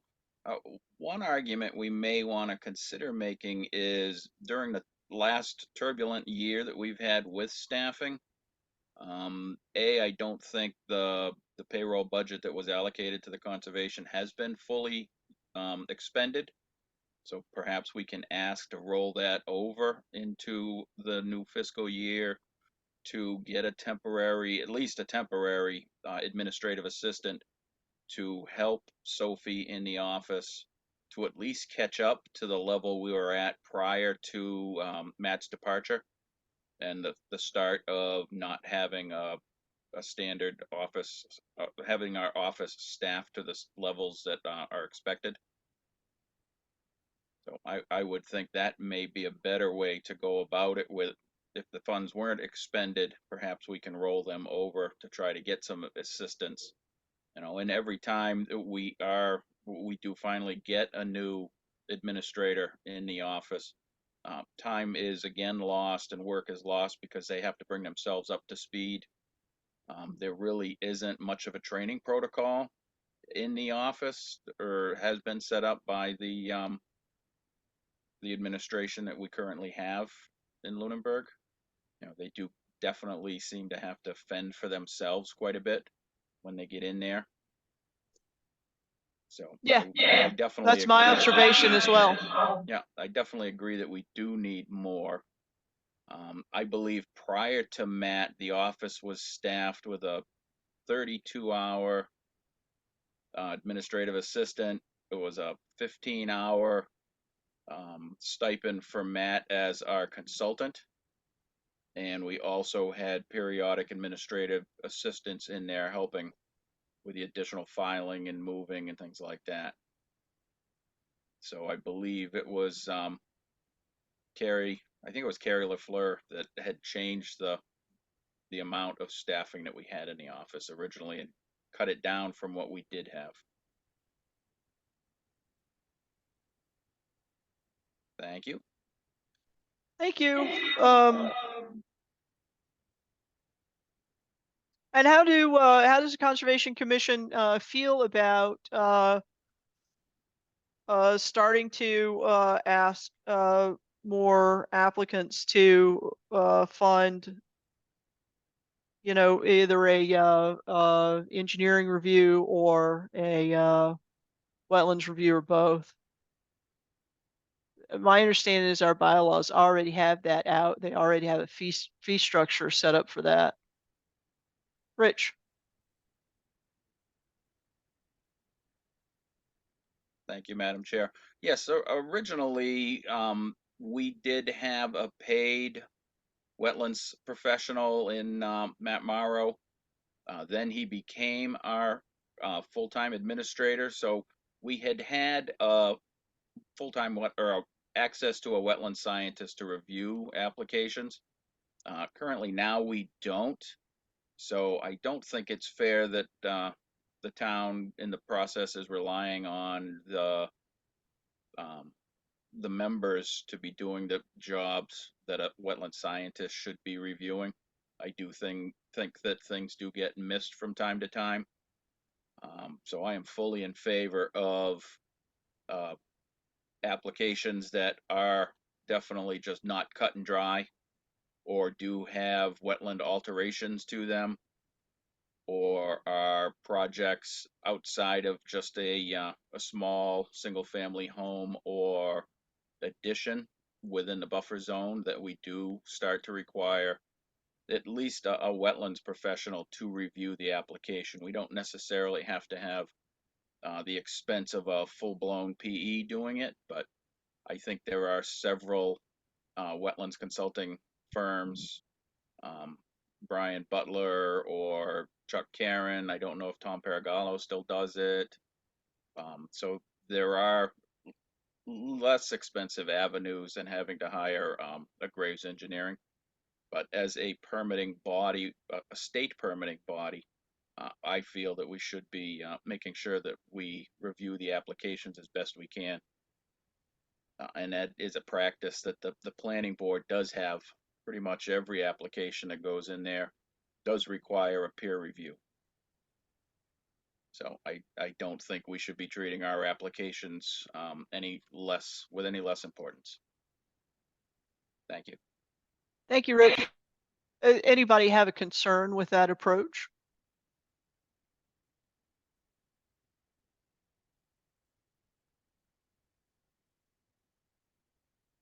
Bob? Well, it all depends on the nature of the application. Agreed. I mean, for a lot of our more, our bigger applications, like for subdivisions and stuff, I think, third-party review is entirely appropriate, but usually those applications are submitted to start with by engineers. We have most of our RDAs and some of our NOIs are submitted by homeowners without the help of professional engineers or the help of wetland scientists. And I think to the extent that it's practical and reasonable, they should be allowed to do that. So long as we can ensure that they're complying with the Inland Wetlands Act, and that the environment is being protected, I don't think we need to create additional hurdles or costs, for people to apply, to the Conservation Commission. And now I'm going to be quiet and we'll hear what Richard has to say. Thank you, Bob. Rich? Yeah, I do agree with Bob. It is definitely application dependent. It would be applications that have large scale delineations that need to be verified, applications that have wetland alterations or limited projects. It definitely wouldn't be for a typical RDA or a small scale NOI, like an addition or a driveway or a septic system. Generally most of those are pretty cut and dry, and most, at least Bob and I and Mike probably at this point, we've walked out on enough sites to be able to have a small scale delineation, maybe 100-foot delineated line. But definitely I think for larger scale delineations and larger projects and limited projects and subdivisions, I think it's something that we definitely need to just have somebody that does it for a living take a quick look at it. So, but no, as far as Bob's concerned, I definitely wouldn't be requesting that we do a third-party review, a peer review on every application for sure. That would just get tedious and would actually slow the process down quite a bit. Yeah, and I don't think it would be something as cut and dry as on all of them. I think if we were going to go this route, we might want to have some clear guidelines that our administrator could navigate, right? A decision tree. But to the point of the applications that are already submitted by engineers and wetland scientists, I do have a little bit of a concern about that because those engineers and wetland scientists are, working towards the interest of their clients. And, they would be duty bound, I feel, to, if they felt like there was any gray area at all, to represent their clients to their clients' best advantage, which may not necessarily be the same thing as the best interest for the town. And I think it's incumbent upon us to represent the best interests of the regulations as laid out, or of the town as laid out by the regulations. My own thoughts. And Rich, I just called on you, so I'm going to call on Chris St. Germain next. Yeah, so by definition, an RDA is usually for minor projects within the 100-foot buffer zone. So is it a possibility that we could use RDAs to exclude that additional requirement? Yeah, I don't think anybody's thinking about doing that for an RDA, right? Because, yeah, I think it's just NOIs, and which NOIs is the thing that we would think about. Fair enough. Rich, back to you. Yeah, and just to Chris's point, quick, I mean, sometimes you do get an IDA that has a substantial delineation in it, so it's, I would not feel comfortable just excluding RDAs. I would rather try to come up with a little bit of a criteria that, if you exceed these boundary lines, we may need a wetland specialist to just confirm your work.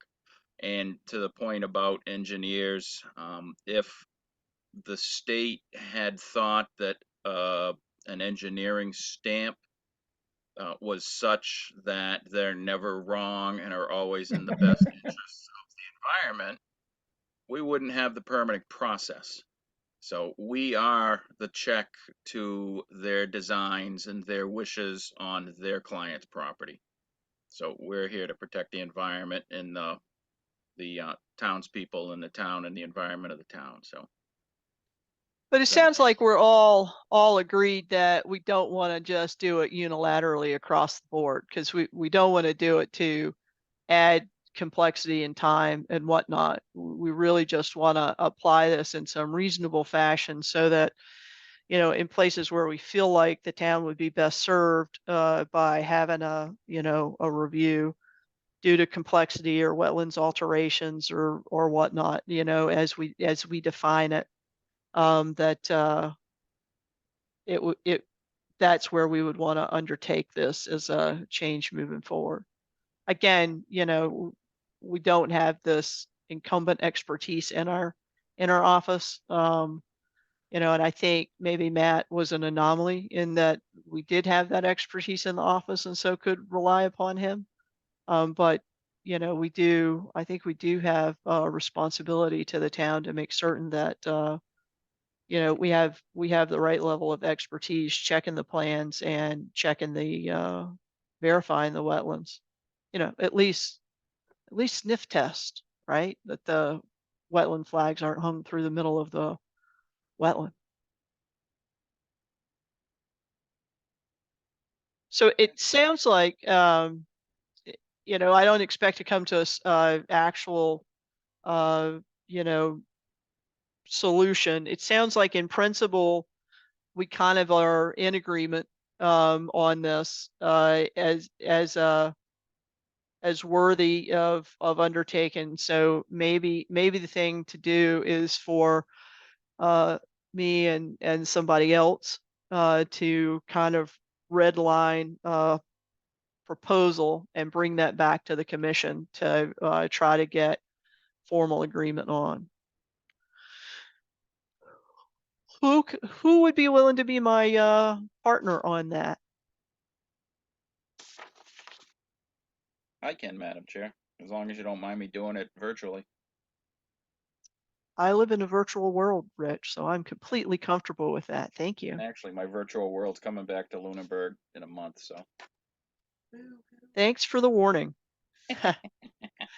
Okay, so then the final thing that well, actually, so we had talked about the resources. I think the thing that I do want action from the commission tonight is I actually would like to ask the commission to authorize me and Bob to come up with a plan on and a proposal on adding hours, right, to the part-time resource job scope, and pitching that to the town, to the select board. And then I think tell them that we also are going to start, just as a heads up, start using that area of that line in the bylaws about the consultant engineer and wetland scientists, and start employing that to a greater extent. Would anybody make a motion authorizing me and Bob to be the representatives to the select board to talk about So moved. these topics? Rich Birch Second. as motion, and Chris St. Germain is a second. Bob has not yelped in displeasure, so I will take that as he has agreed to be my co-conspirator in this regard. And he's frozen. He's frozen. But I'm certain that he's on board with that. Let's do a roll call vote. Chris St. Germain, Aye. Mike LaRouche, Aye. Rich Birch, Aye. Bob Pease. Bob, I see his lips you're moving. on mute.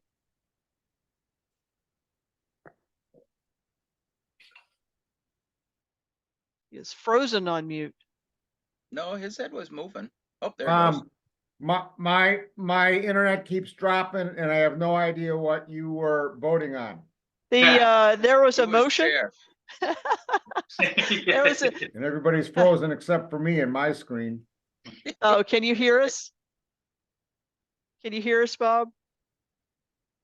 Disrupt. Oh, he's not in good shape. So Bob's gonna, I think, have to abstain from that vote. Nope, he's And blinking. I'm gonna try and log in through my phone. I will vote aye.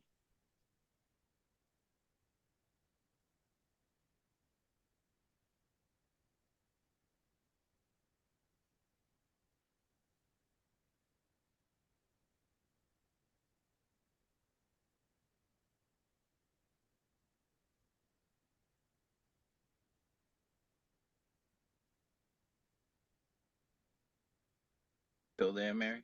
Yeah, I'm still here. You're gonna do a roll call vote? Or Well, we got everybody quick enough? everybody's voted except Bob. So Okay. I voted aye. You voted aye. Mike voted aye. Chris voted aye. And I feel like since he's since he's a participant, and maybe able to join us, I do want to hear from him if possible. Bob, can you hear us? Yeah, I just joined by phone. I'm gonna shut down my computer. Yeah, so we don't have that echo, but it's not as bad as the echo I was hearing earlier. So we had a motion and we had a second for the Conservation Commission to authorize you and I to be the representatives I to vote the aye. select board. Okay, there we go. Aye, so it's unanimous. We're authorized. Okay, the last thing that I wanted to talk to you guys about is Sophie has Sophie actually has been doing a great job of looking at these efficiency and throughput problems in the office, right? She's been brainstorming with her peers around the office. She's come up with several proposals that she's pitched at me. One of those is for us to go to OpenGov for managing our applications. And she had some conversations with Brian in the building department earlier this week, right? And then took me in on Tuesday. He showed me all the wonderful things there. And I think also, Rich, earlier this year, you had advocated that we look into using OpenGov and the OpenGov portal for processing those applications. What I understand from And actually, Sophie, it was your idea. Do you want to give the pitch or you want me to give the pitch? Because I don't want to steal your thunder. You are way better at pitching things. But if there are any questions afterwards or details that you'd like me to fill in, then I can do that. Okay, fair enough.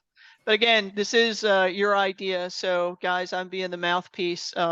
This is the research that Sophie has put into this. So what I understand is the town already is invested in a flat fee subscription to OpenGov. It's $34,000 a year, but they would not incur extra costs for adding extra people or adding the extra workflow for Conservation Commission for NOIs and RDAs.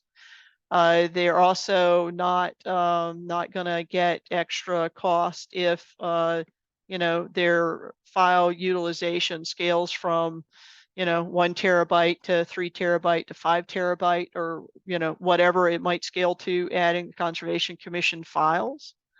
So we can add as many commissioners on there as we want.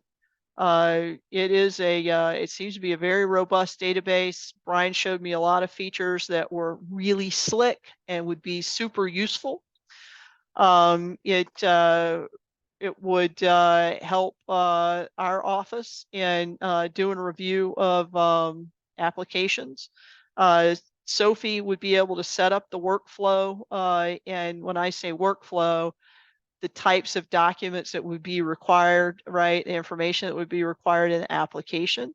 And once that is set up and structured, the applicant wouldn't be able to submit the application until the documentation set was complete. Now, of course, what is complete, right? If instead of a drawing, they upload a chocolate chip cookie dough recipe, I don't think it's that smart. Sophie would still need to go through and look at it and say, hey, this isn't a drawing, this is a chocolate chip cookie recipe. But within the tool, she can actually send a notification back to the applicant and say, hey, this isn't a plan, this is a chocolate chip cookie recipe. Your plan is pending, your submission is still pending, submission of a plan.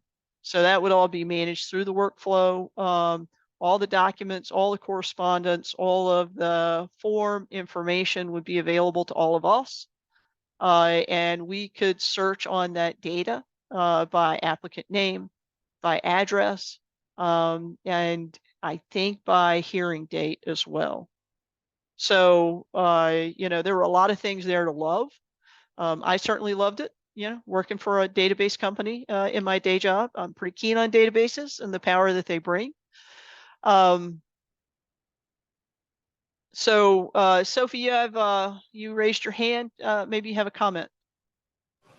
Not so much a comment, but I do have, if you would like, an example that another town is using already, just to give people a visual of what part of this application is capable of with the workflow portion. And, not getting too in depth, obviously, but okay. Chris is keen on that. Is anybody opposed to that? Let me just ask that way. Bob's keen on it. So Sophie, nobody's yelped. Go. Show Okay. us.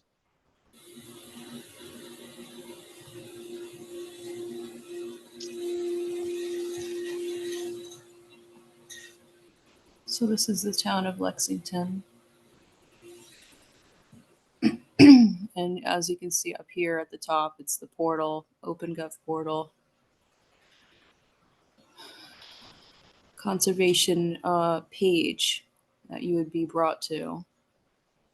And as you can see, you can arrange it a certain way, any way you want, add photos, graphics to make it look pretty. Yeah, we would get to customize the splash page. Yep, That's cool. Exactly, which gives us a lot of wiggle room for specific things that we want, that that the town has kind of limited on certain things that, the layout of the town website. This would give us that option to have it set up any way we want. So there's additional information here, and then here's all the applications. It's very exciting to see. Cool. Yep. So that's kind of what it would look like on that page. I haven't gone through and selected any of these, but Yeah, it's just that's a quick that's visual. cool. Yeah. Another cool feature that Brian highlighted, right, is that Sophie would be able to select items in her workflow, right, and actual schedule site visits, and it'll go and make her a little route map, right? That's a efficient route map. It's really cool. And then when it comes to communications, there are easy ways for Sophie, or whoever we give the permissions to, so you can scale the user privileges. A butter comments, emails from engineers, etc. You can save those as a PDF and just upload them to the file structure as well, so that they're all captured in one record against that project. So I thought it sounded really, really exciting, and I think would be a big value add to the commission if we went over to using that. Chris, questions? Yeah, I see it has multiple products. Do you get, when you buy it, do you get all the products, or is it a tiered licensing thing? Like what are we, because it has budgeting, planning, procurement, financials, asset management, etc. So are we buying a component, or is it all in one type of license? I don't know what the town currently has. What we just described is certainly what the town has, but I don't know if there's anything outside of that the town has. Okay.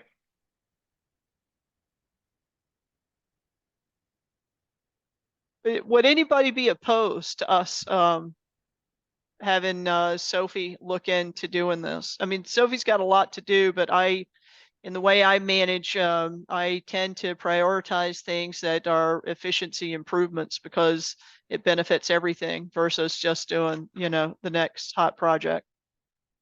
Bob,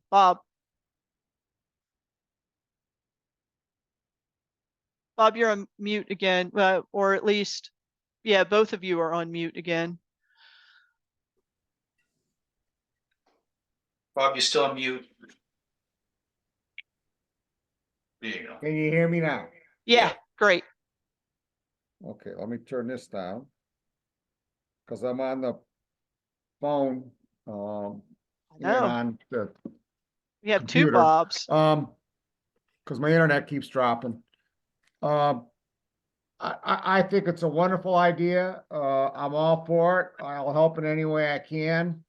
I do expect we'll get some pushback because people are always concerned, well, what about the people who don't have a computer, who don't have internet access, that kind of thing. But I'm hard pressed to believe that any of our applicants,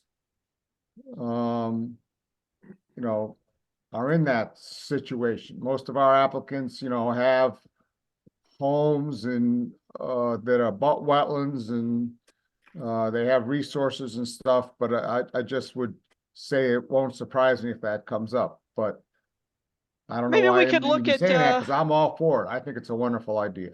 maybe we could look at what the building department, and the planning board have in terms of how they, ensure access to those folks that aren't, technology centric, right? And we just match that same policy. Because it's, Well, I mean, I think you'll find that the planning board, usually 100% of their applications are from engineers.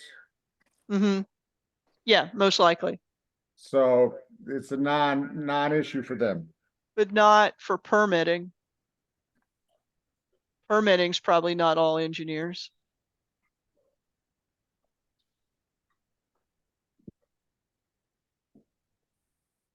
So I think it's valid to say that concern, but I think that's also something that we can work to address via policy.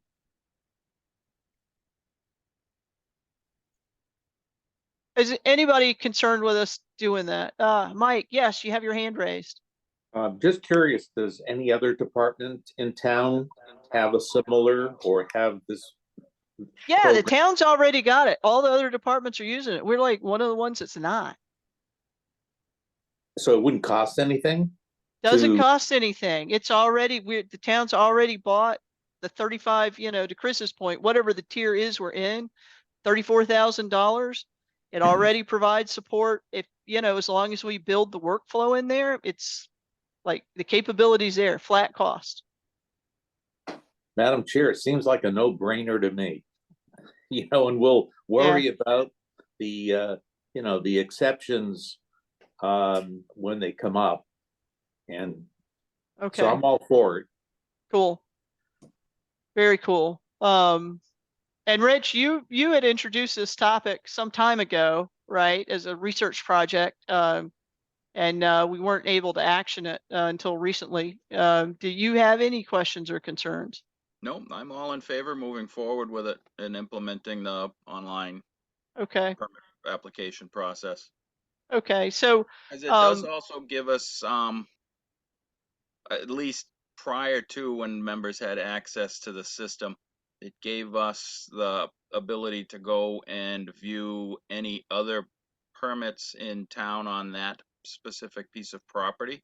exactly. So we could see the building application and the actual design of the house. We could see, I think we could see sewer permits, electrical permits, just other things that are going on with the piece of property, which Yeah. sometimes are germane to our discussions. And likewise, it would give other departments the ability to see what was happening in conservation. And so, Brian brought up a couple of examples where he had seen something happening in a wetland, right? And he had no way of knowing whether it was permitted by us or not, right? And now we have the, ability to verify that with very little effort. I did see Matt put a chat comment clarification in, which I appreciate. He said that planning does not use OpenGov, and he said he thought Brian was the only one using it. Maybe he's the only one in the Ritter. Pretty certain Brian said that other departments were using it, but maybe not all other departments. But he did say that other departments are using it and that he can see all the other work that's in there. Okay, and Sophie also clarified that Board of Health is using it as well. So thank you for those comments, Matt. And Sophie, thank you for those clarifications. So I would like to ask Sophie to look at what it would take at a greater level of detail in order to set up the workflows that we would need in that tool.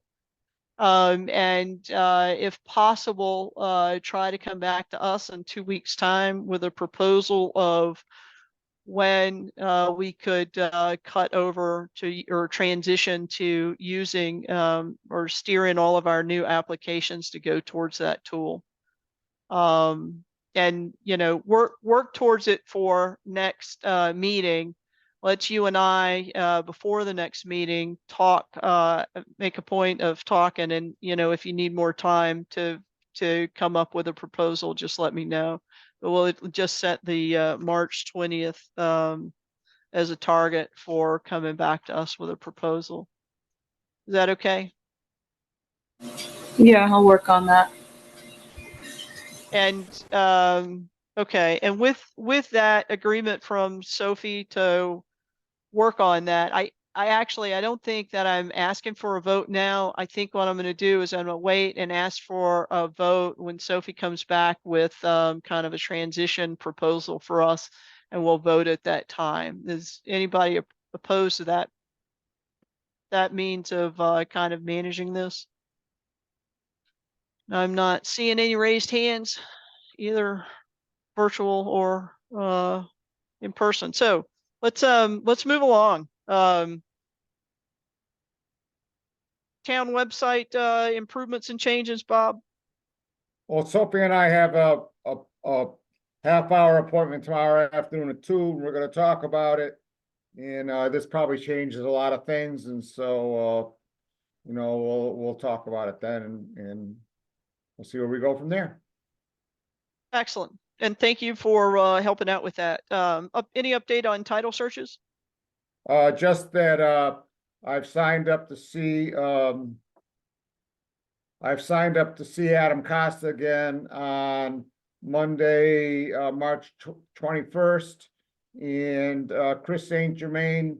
I reached out to Heather a week ago, last Friday, like 9 days ago, about an appointment, but she was in the process of leaving for a week's vacation.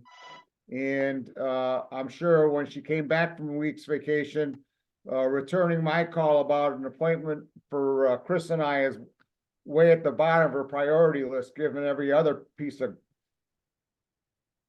emergencies that we're dealing with right now. So, you know, we'll have to see what happens with that. Okay, fair enough. Any updates on encroachment issues? Just that the certified letter to 315 Lancaster came back as not accepted. Sophie, have you been able to do anything about getting it delivered in hand, or did you notify the attorney, or what, has anything happened with that? No movement has happened with that. Would you like me to notify Adam Costa that it came back as not accepted, and see what he has to say? Sophie? Yeah, that would be great. All right, I will do that.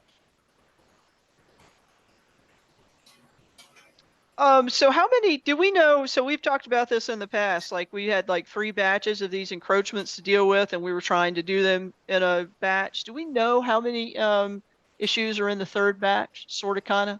About another 6 or 8.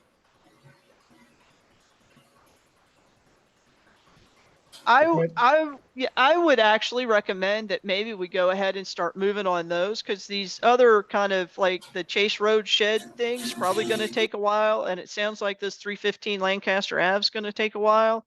And I would imagine that just based on what I've seen so far, that some of the ones in the 3rd batch are just going to be people going, hey, mea culpa, I didn't know, tell me what I need to do to get good, and we can go ahead and get those things in motion. Okay. Is anybody opposed to that? Bob, you have hesitation in your voice. Well, it's just, I'm kind of buried in projects right now, and it's another thing for, unless you're volunteering to do it, Mary.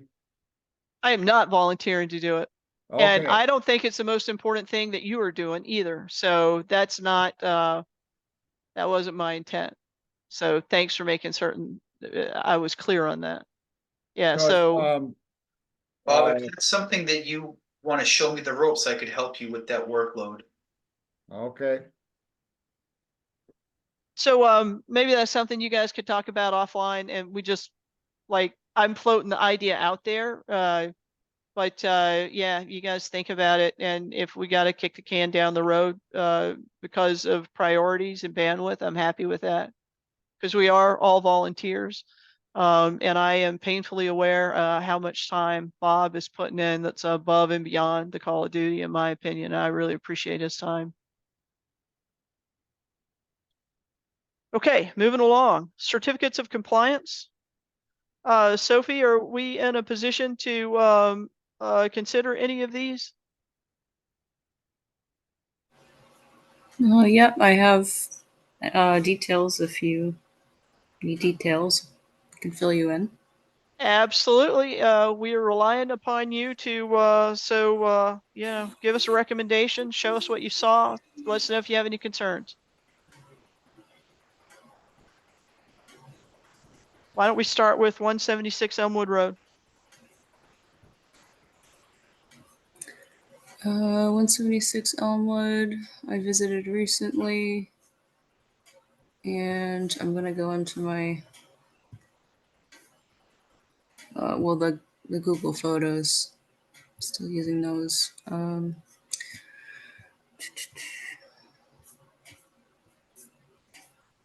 The photos I took recently are very much matching the request photos, the photos that were included in their original request. Just different time of year, everything looks a little more brown and less green. And perhaps the flow Are, of the are you actually culvert. sharing the photos, or? Not yet, sorry. I have to plug my computer in because it's about to die.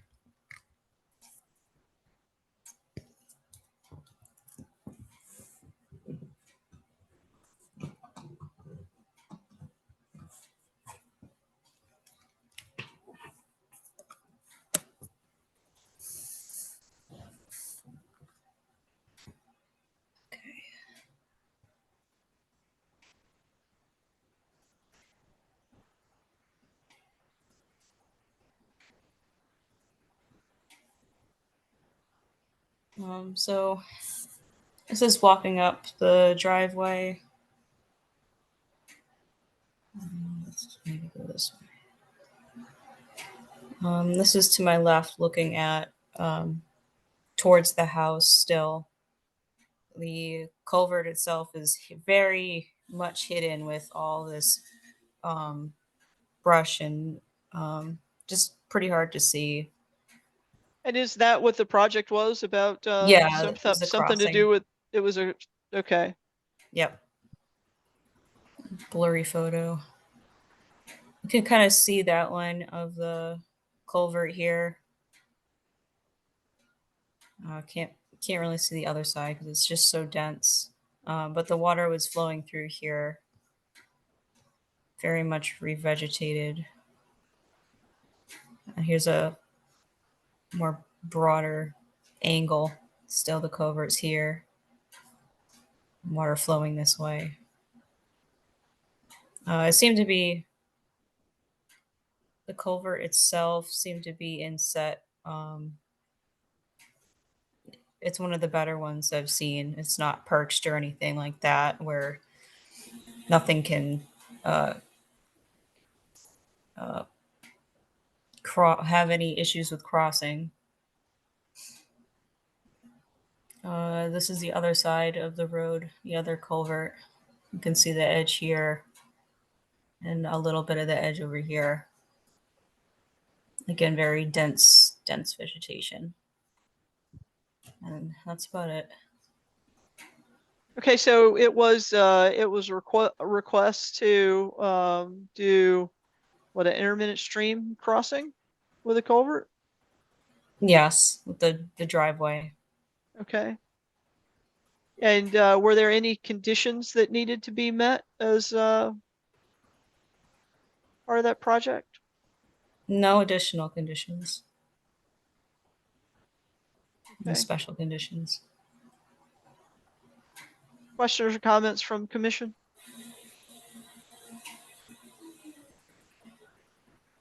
Rich? Yeah, which property was this one?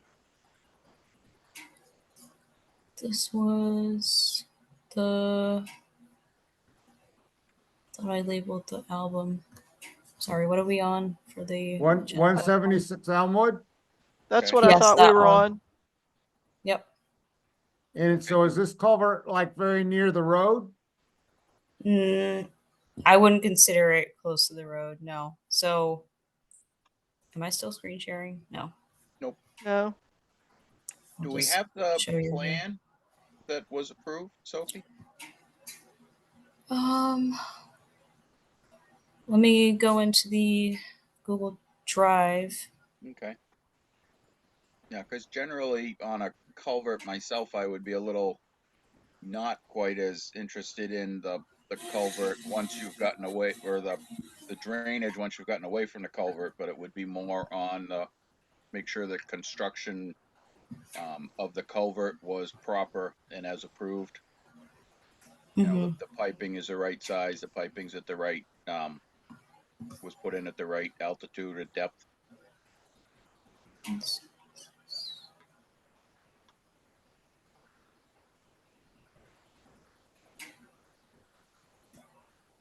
I don't have it in the saved in the Google Drive. Let me check the email. I mean, and it may be one that is so old we won't have the. David E. Ross Associates. Oh, yeah, that may be an old one.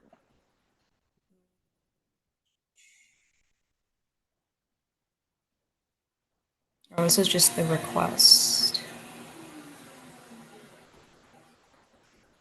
I'm gonna actually show you the request as well and their letter.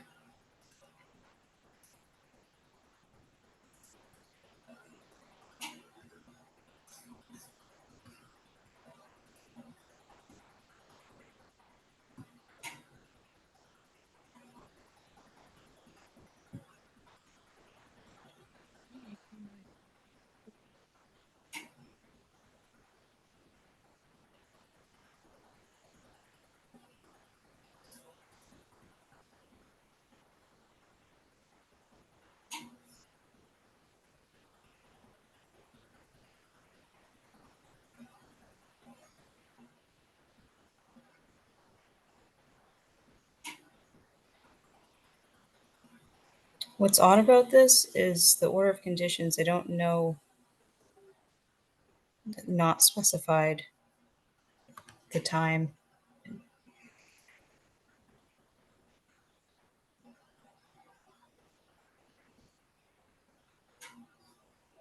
Well, I guess the only thing I would ask for is that they found the project completed substantially as approved. They didn't put any of that in their letter request. Just says it was completed. Was vegetated and stable. Attached photos demonstrate excellent conditions on this project site and evidence that all work has been performed in accordance with the original plan and issued order of conditions. Thank you. I move we issue an order of a certificate of compliance. Second. Okay, I heard a motion from Bob and a second from Rich. We'll do a roll call vote. Chris St. Germain, Aye. Michael Roosh, Aye. Rich Birsch, Aye. Bob Pease, Aye. and I for myself. That's a unanimous approval for that certificate of compliance. Okay, Sophie, why don't you move on to Holman Street lots 3 and 4?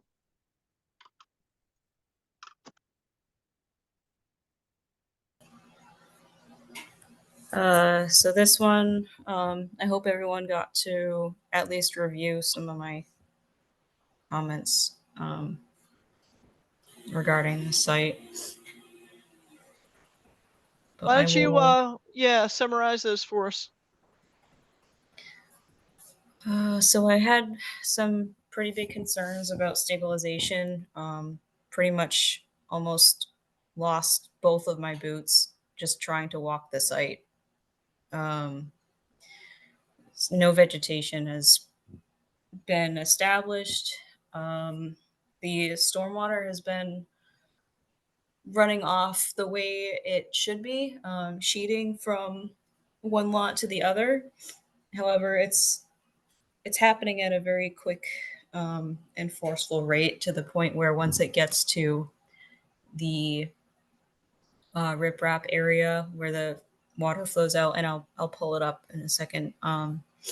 It's going right under the erosion control, and the siltation is running into the wetland.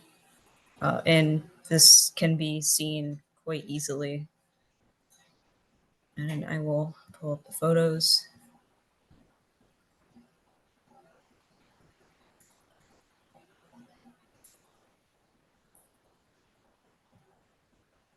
Actually, let's the photos. Photos are here.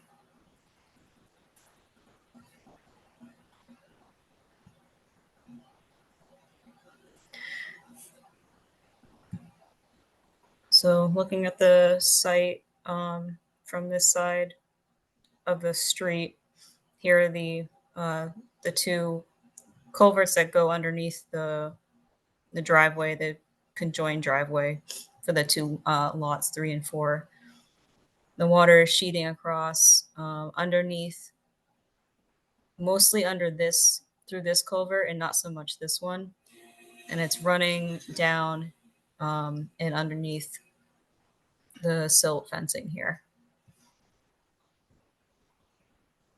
And this is a close-up of that area. So this side is where the riprap is. Not sure why the straw wattle is that far away. I didn't see one over here up against the silt fence.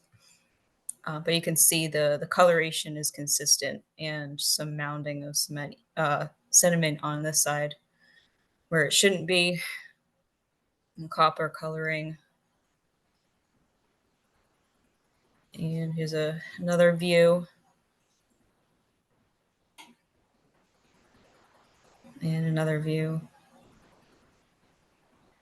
So this is, again, this is the wetland side. This is the lot side. Oh, and took a video. So you can see the water actively flowing.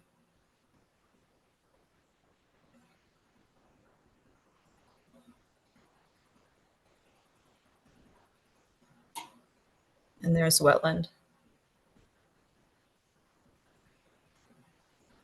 And this is the side of the wetland. So silt fence is over on this side, and this is the siltation running straight into it.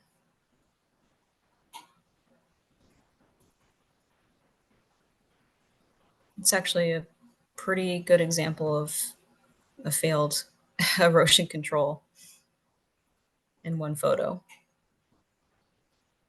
And here's the main culvert where probably 90% of the sheet runoff on the two lots were funneling into, out from.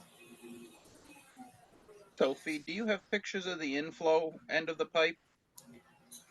I believe I do.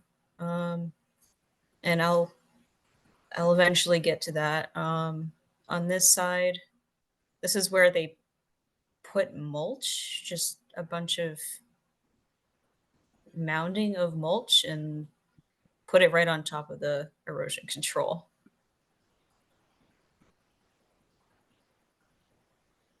Here's their plantings here on top of the mulch.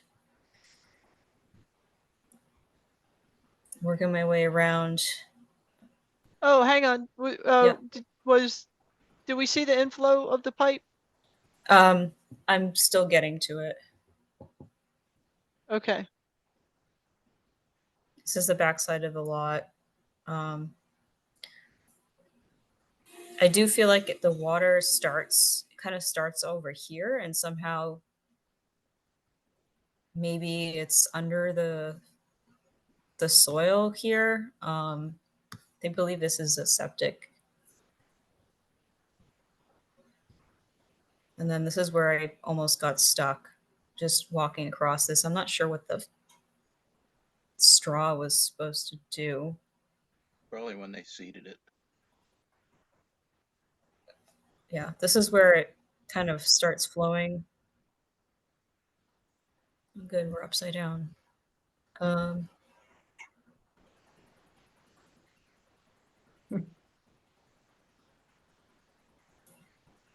This is essentially, let's see, this is the inflow. So across the lots, this is the area where it was flowing towards. You can see the erosion.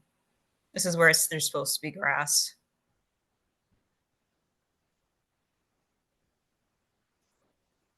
So this is the inflow area on the opposite side of the driveway. I'm curious, have you talked to the applicant about why they thought this was represented success? I sent an email expressing my concerns with the way the water was flowing, and I don't want to misquote, but essentially the response was, this is the way the site was designed for sheet flow, and it's acting accordingly. And I requested them to fix this issue and maintain the erosion control barriers as they should be until the site is established. And I have not had a response about this particular issue as of yet. And are you corresponding with the engineering firm? Mhm. Or okay. Yep. I was McCarty. just okay. I was just thinking that some of the houses may actually have residents in them. Oh, they do. They came out and waved at me while I was making footprints in their Okay. lawn. Okay.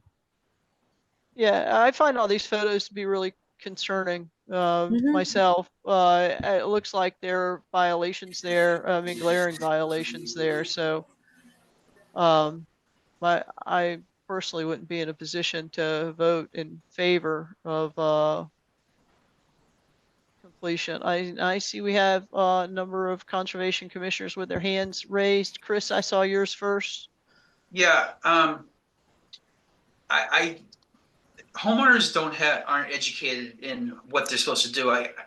I'd be curious if the engineer instructed them, you know, when he was done with his work. I mean, I don't know who put the mulch in, for example, but obviously whatever the engineer put down was either incorrect or it's been modified. So I'd like to understand, you know, I just don't know if the engineer left instructions with the homeowner, because homeowners don't understand these things. So Well, if I understood what Sophie said correctly, she's corresponding with the engineer, and the engineer already addressed that and said that it's as designed. oh, that's what the Um, engineer said? I Oh, think geez. Sophie, did I understand correctly what you had said? Yes, and if I can pull up the correspondence as well, so I don't, you know, misquote anybody. No, I just didn't understand. That's what okay, wow. I'm shocked. Yeah. While Sophie's looking for that correspondence, Bob, your comments? Madam Chair, if you'll entertain it, I'd like to make a motion that the commission authorize, our conservation administrator to issue an enforcement order here to the engineer. So I have a motion. This seems reasonable to me. Do I have a second? I second it. Would you Everybody, like me to would you like me to still read this right now, or wait until you're done? Yeah, go ahead and read it. I have a motion by Bob and a second by I'm gonna say Everybody. Chris St. Germain, and I'll hold the vote until you read, Sophie. Hi, Sophia. Regarding your email below, the plan is to reestablish the yards as needed once we are through the rainy parts of the season. These COCs were submitted back in December with the intention of agreeing to reestablish the yard areas this spring. For whatever did not take. So once grass has taken hold, we will let you know and have you come out to take another look at the sites. Phil, if you could inspect the culverts and keep up with the maintenance of them, that would be great. I'm not sure who Phil is.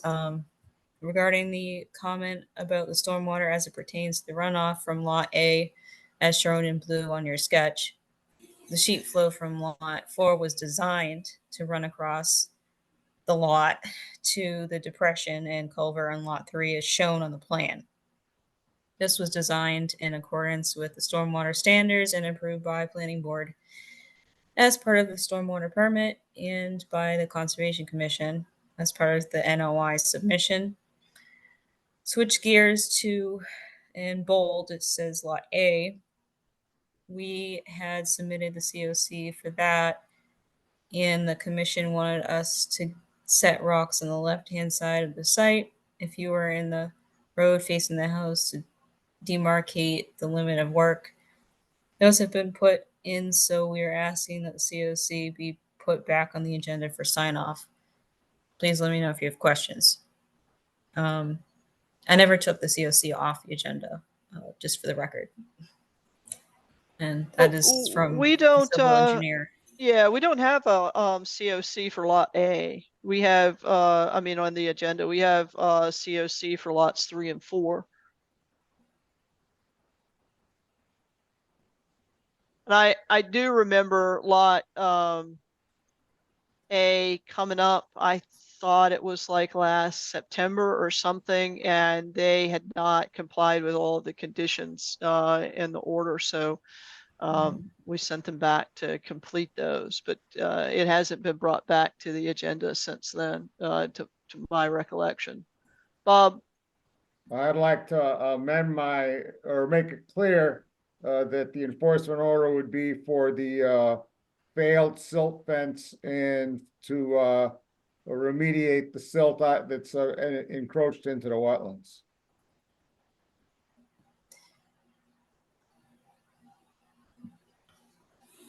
Yeah, just making a note of that.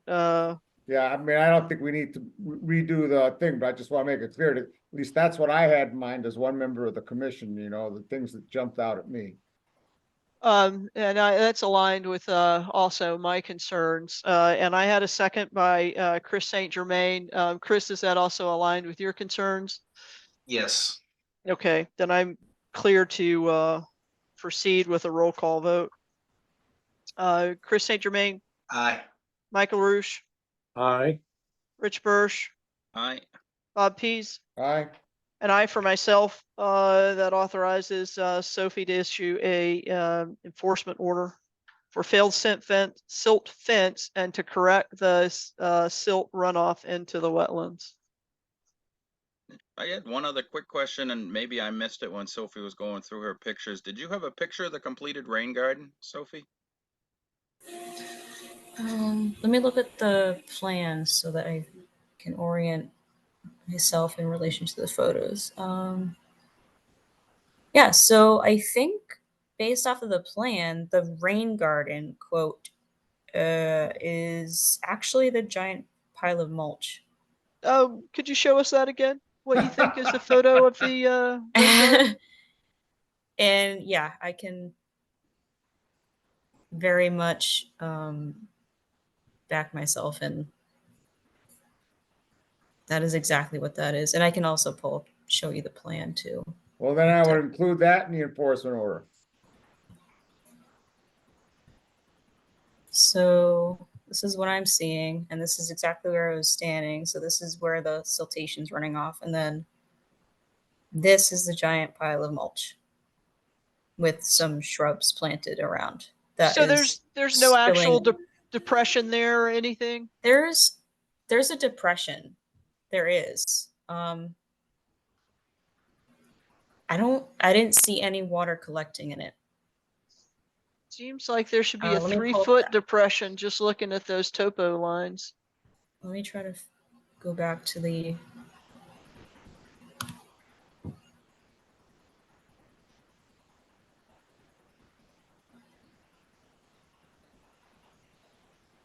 So this, it's pretty steep, I have to say, for the pile.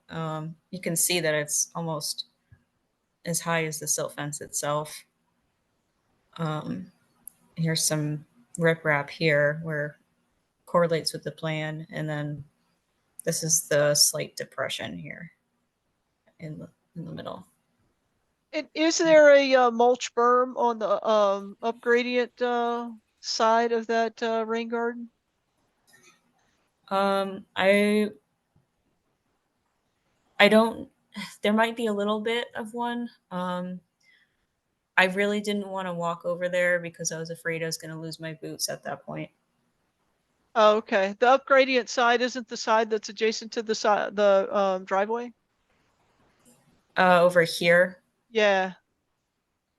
I'm just wondering why there's no water pooling in that when there's water actively flowing across the site and other places.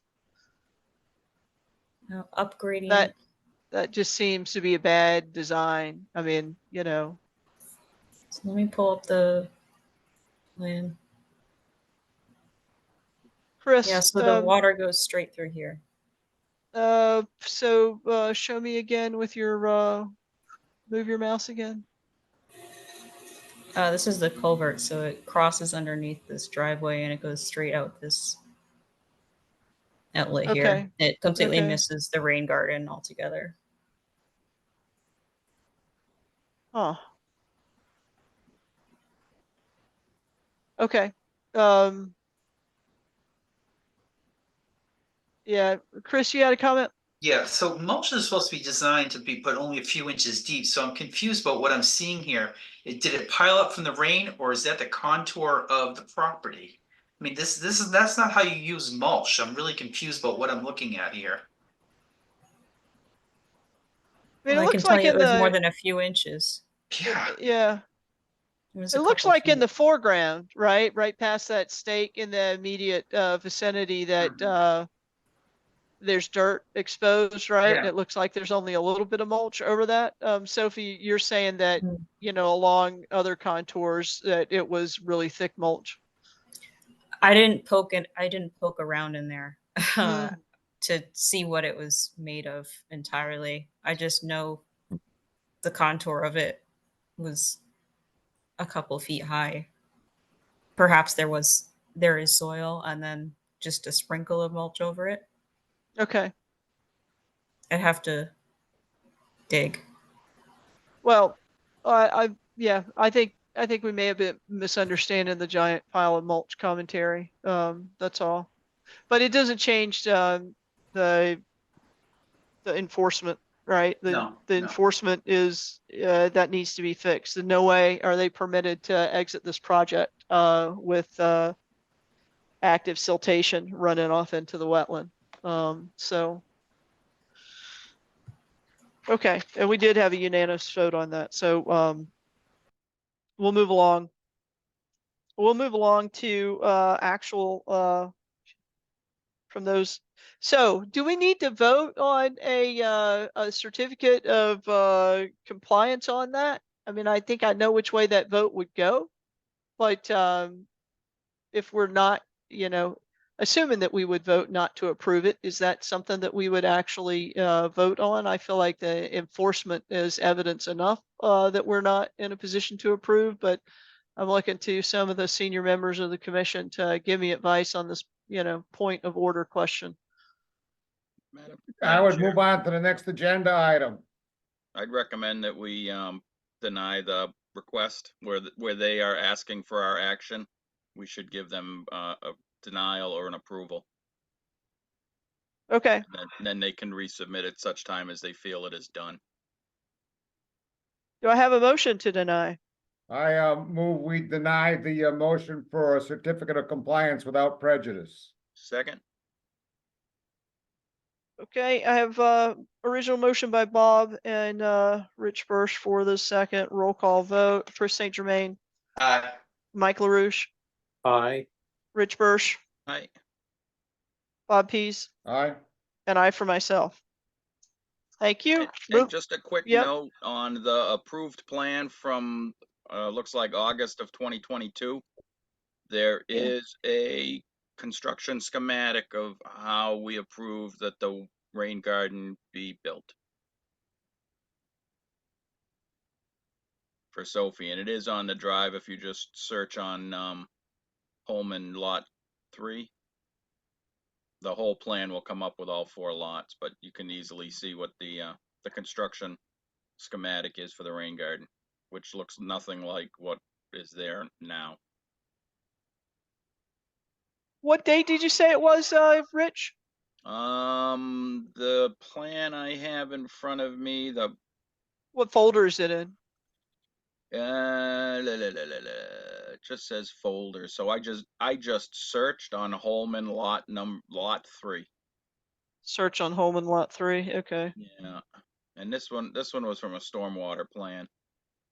Because Okay. the other plans did not have, oh, no, it says updated 3/8/31/2022. So if you just search on 8.31.2022, it should pop up. Okay. Excellent. Moving along, enforcements, violations, enforcement actions, etc. 141 Hemlock is on there. Sophie, you want to update us on that? Yeah, I tried to, get in touch with the applicant, or I'm sorry, the homeowner of 141 Hemlock to discuss it tonight with us, but I can inform you on what their take was on their reasoning, I guess you could say.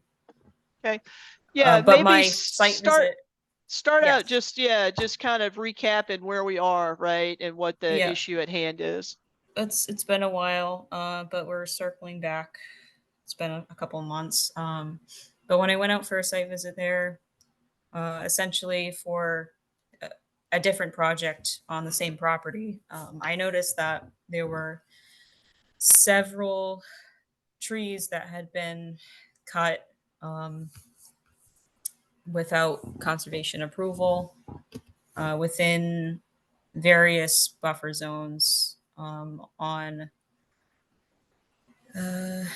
lake property. And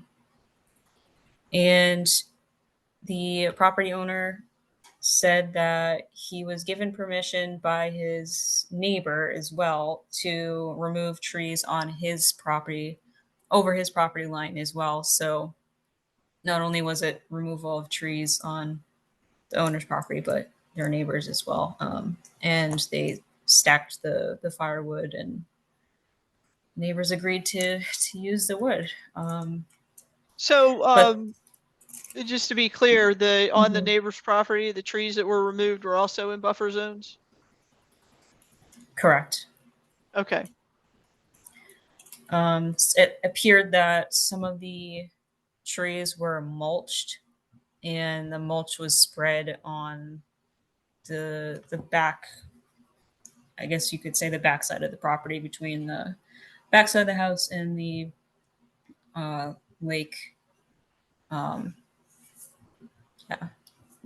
lake line. But let me see if I can pull up pictures to go along with that.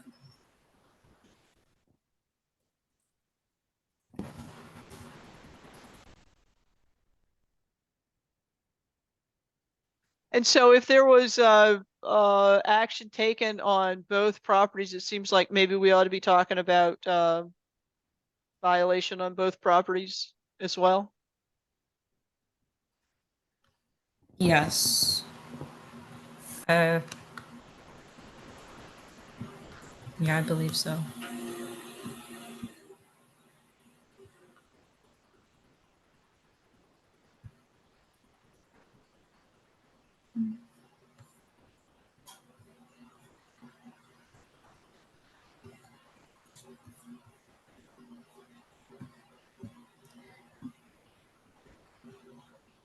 Okay. So, okay, let me share this. They said they kept calling and calling the office and they didn't get a response, so they got impatient and went ahead with it anyway. This was prior to me being here, I think, that they started that, reaching out to the conservation department.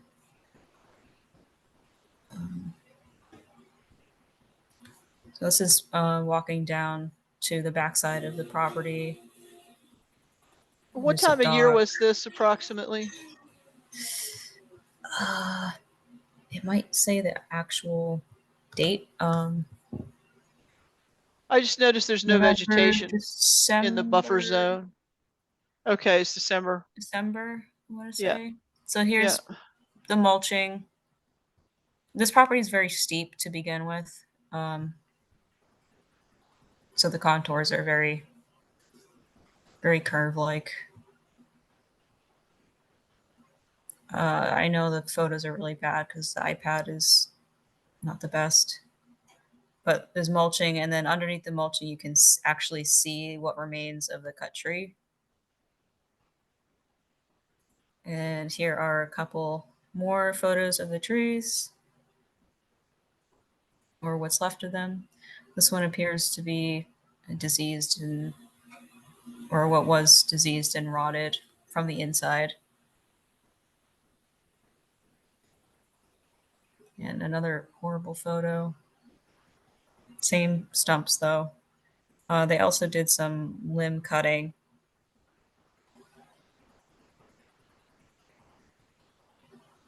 All the way up.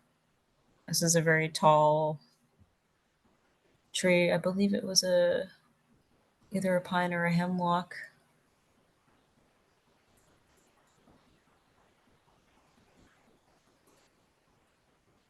Here's part of a tree that was cut. This part of the tree is still live. And Sophie, do you have any type of pencil drawing or anything that approximates where these trees are relative to the lake? I don't have anything drawn out. I could pull up the map and use my cursor. No, that's okay. I just kind of wanted to understand the status of is right now. I had understood that at least 141 Hemlock was going to do a retroactive RDA. Is that correct? Yep. Okay. And where are they in that process? Well, they wanted it submitted ASAP. I've been working on it for quite some time, and I have it on the agenda. Well, I will have it on the agenda. The legal ad was already put in for March 20th for that RDA, but they won't even be able to make it to the meeting. And I found this out today. Okay. So that is the status on that. Okay. And this is a stacked wood.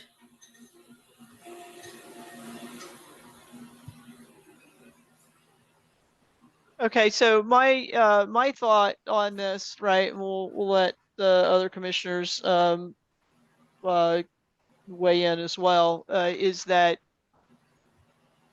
if they've applied for and publicized the hearings to be on March 20th, and then they told you they're not going to be there, that you should notify them that you understand that's a request for continuance, and you can ask them when they are requesting to continue to, and if they're not going to, if they can't give you that, when we want to continue to date commitment, then you will understand that as a withdrawal of the application, and they'll have to start over. I don't know if anybody's got a different opinion about that than me. I'm certainly new in this process and would love to hear advice.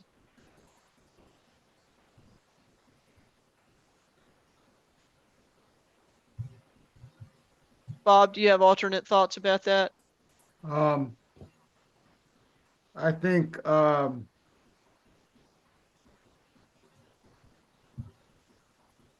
I think, well, we tell them they have to show for the, first meeting in April, or,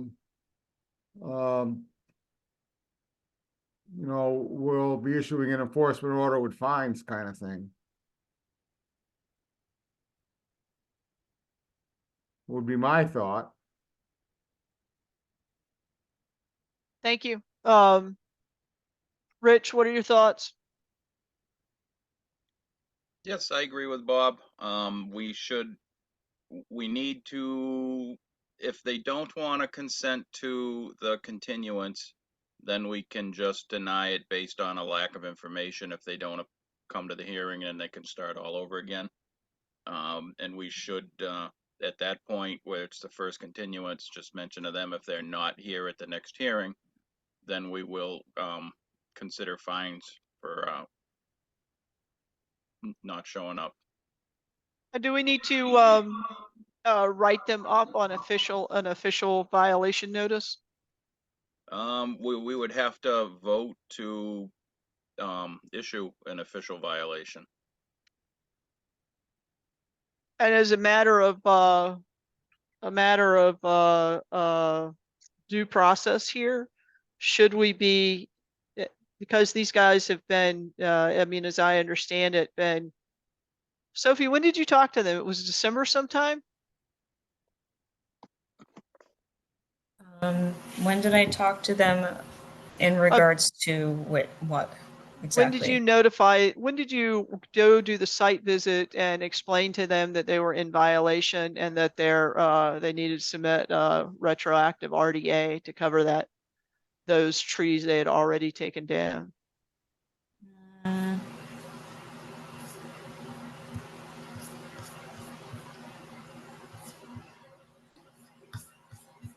Looking at the dates of the photo, Thursday, December 21st. Okay.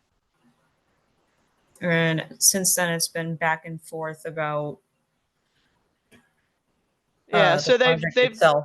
yeah, they just now managed to get the actual RDA submitted, and Right. and they submitted the RDA and then said, oh yeah, but I can't show up for the hearing. So my concern is that, you know, we keep kicking this can down the road. If we get to April and they can't show up again, then can we immediately go to considering fines, or do we have to go then vote on a violation? Because if we have to then vote on a violation, I would suggest maybe we consider doing that now, so that then when we get to a future date, if we're still with a homeowner that's dragging their feet, that we're in a position to move faster. But that's just me. Chris? I don't have any problem with, you know, where we're moving. However, I just want to remind everyone that, you know, according to them, they did try to contact the office, and you know, we were understaffed, and they were just getting no answers. That doesn't give them the right to do what they did. I'm just, you know, I don't know if they were, you know, according to them, they tried to reach out to us. And like I said, I'm not trying to give them a pass. I just want to remember that they did, according to them, they did try to reach out, and we were understaffed. There was nobody answering the phones. So I don't want to be, I don't want to be too aggressive about, I mean, I do agree we need to if they avoid the coming to the meetings. The first time they've avoided it was the March 20th. So that's just the first one. So I don't want to treat them like they're, I don't know. I'm just trying to. Yeah. So I honestly, you know, folks that I agree with you.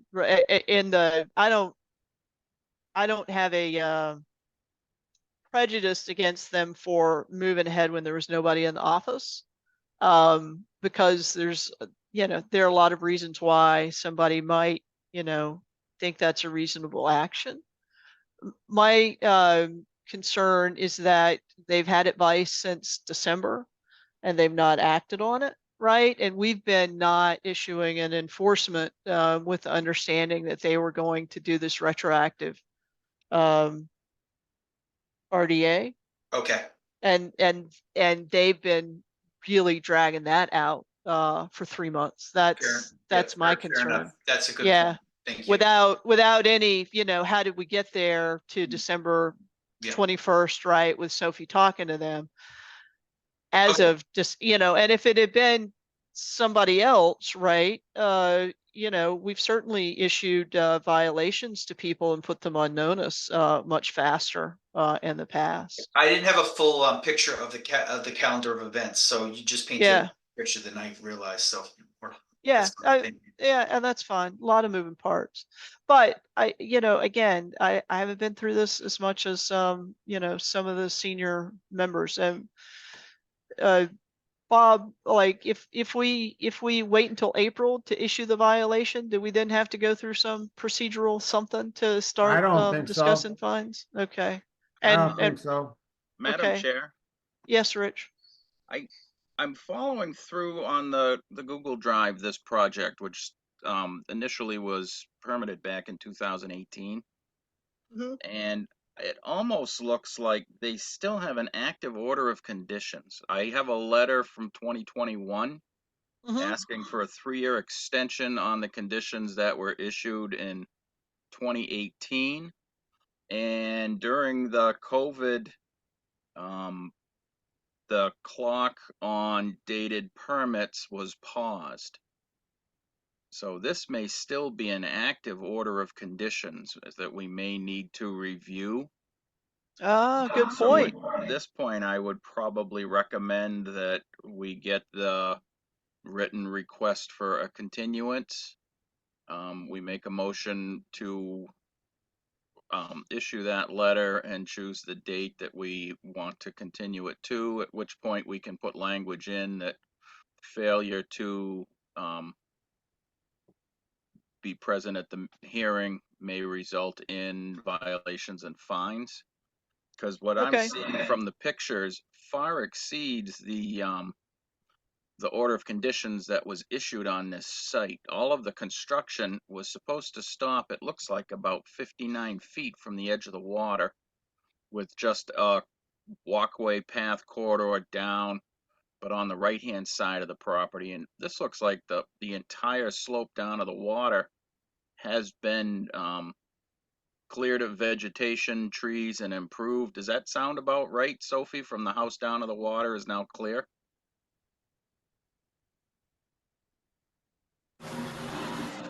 Yeah, it's pretty clear. Okay. And then especially with the most recent tree removal, probably not even 5 to 8 feet.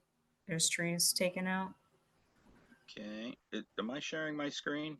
Yes, but Okay. it's black. It's not painted yet. Okay. It says it's loading. There we go. So this looks like the approved plan of the project. And this orange is the extent of work and the erosion protection. And it looks like from the pictures, this whole area here has been cleared and graded, and there's a dock here that's different from the proposed dock in the original notice of intent.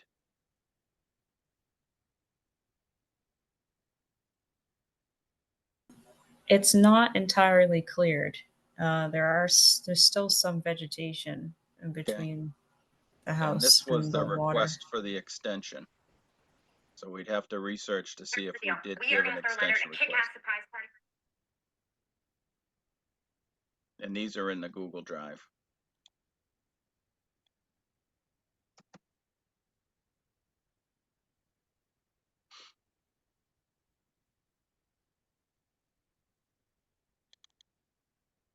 And I think these were the photos. So looking down here, I mean, this at one point was completely vegetated, looking down to the water.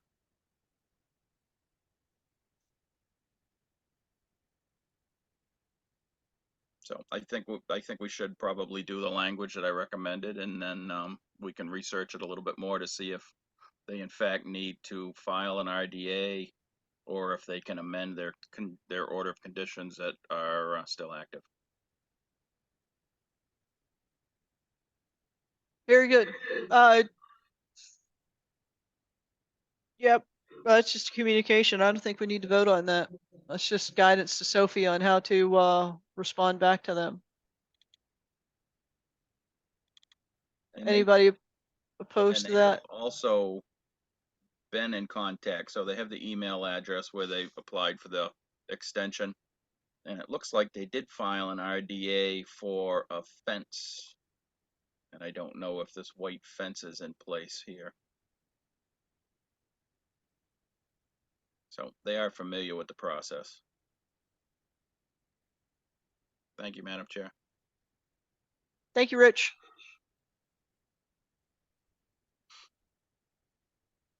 Okay, again, I don't think we need to vote on that. That's just advice for Sophie on how to, do we have updates on well, I guess one thing that does it does sound like from what Sophie said that the adjacent property should either have a violation written up or some contact with the resident about the trees that were removed on their property as well.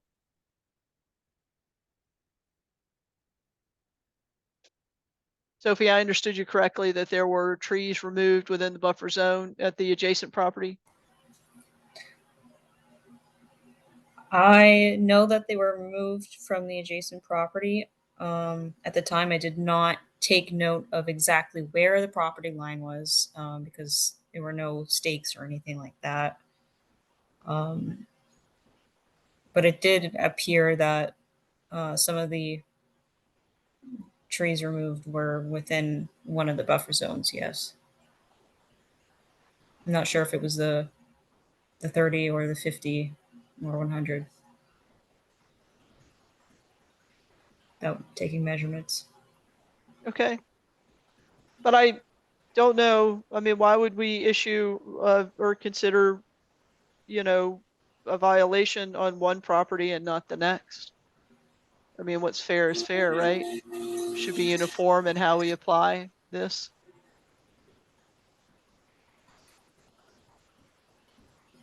And do we usually, again, to the senior members, do we usually reach out to the applicant and see if we can have a conversation and get them to apply for a retroactive RDA, or do we issue the violation notice as the initial notification? In the past, we reach out to them and ask them to file a retroactive RDA. We take a you know, a more measured approach, and if they don't cooperate, then we start bringing out the enforcement orders. Unless Rich has a different memory of how we do things in the past, but that's my memory. How many trees were cut on the neighbor's property? I think Sophie was just saying she didn't know. I'm not but sure go ahead. because I'm not sure because the trees cut and the property lines blended together. I didn't have a surveyed line to distinguish properties at the time. And again, I was there on the site visit specifically for the proposed project at the time, so I was caught off guard with all the surprises. Yeah, then I guess I would recommend trying to correspond with the neighbor and just let them know that during a site visit on 141, we did notice that activity may have crossed the property line, putting your lot into violation as well.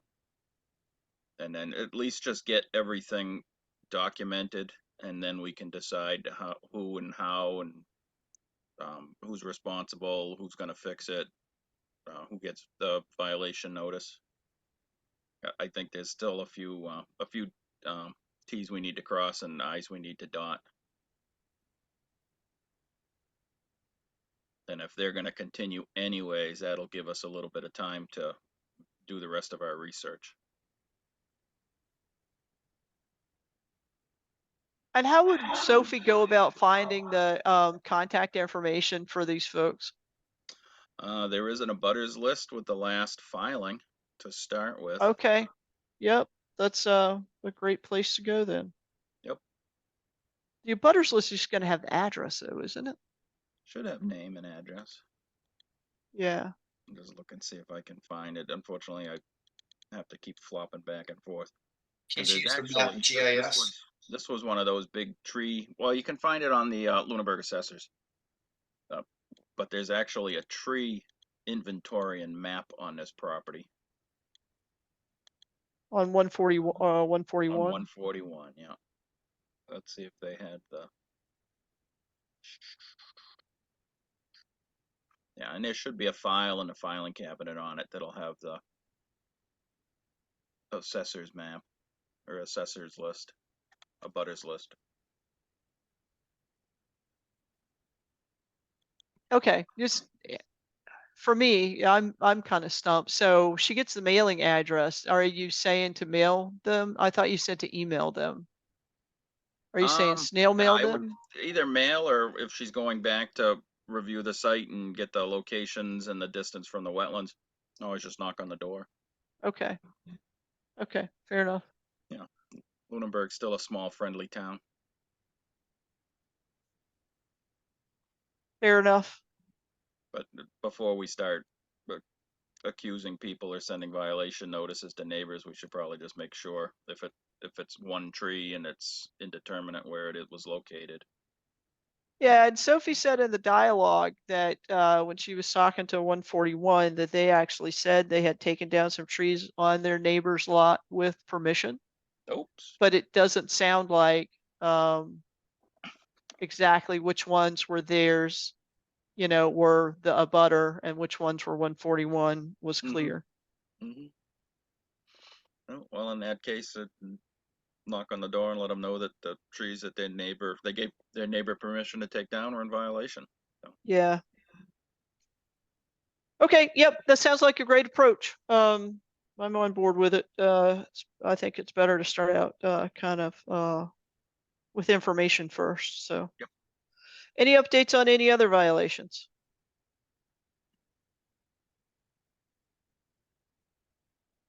Sophie, anything? Pulling up the agenda. Violations. No. Okay.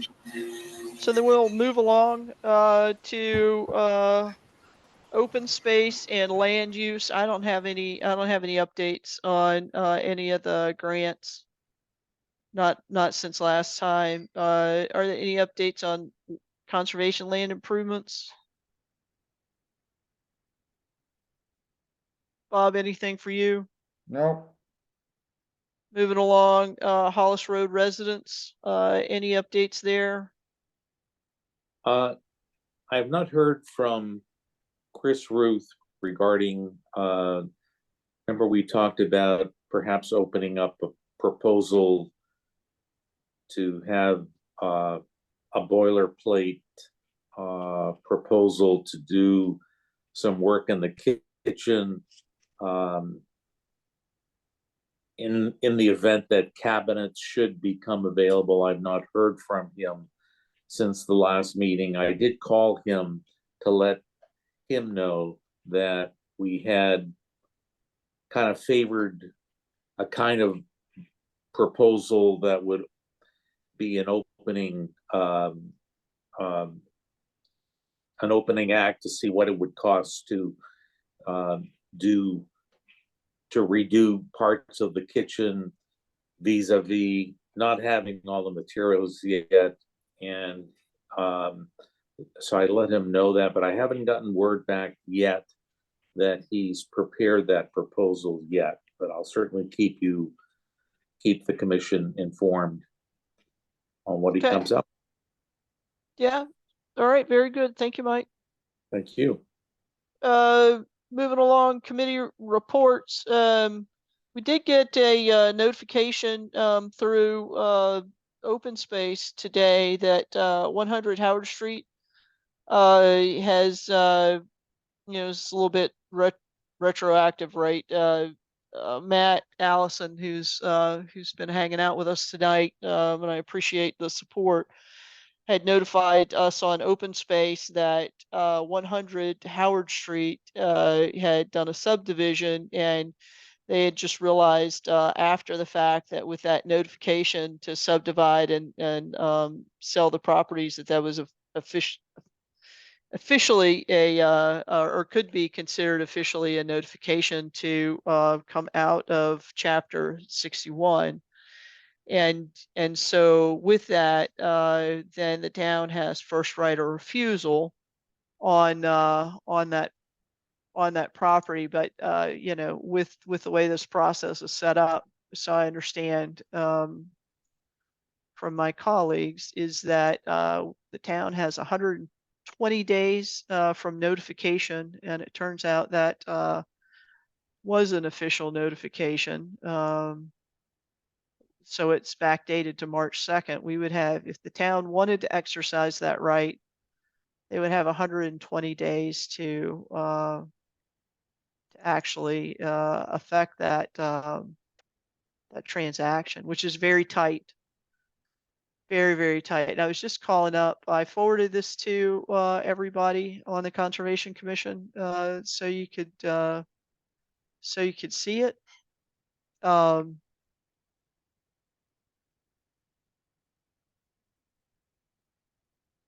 Yeah, and so I would be looking for advice to take back to open space about whether or not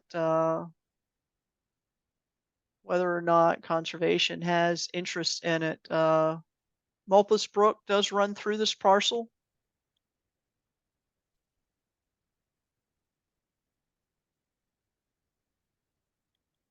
So I, for one, am keenly interested in anything that you know, land acquisitions that protect our aquifers. This was included in the email to us. This is Mulpus Brook. Howard Street's down here. There's West Townsend Road here. Mulpus Brook is here, and this is Northwest Town Forest. I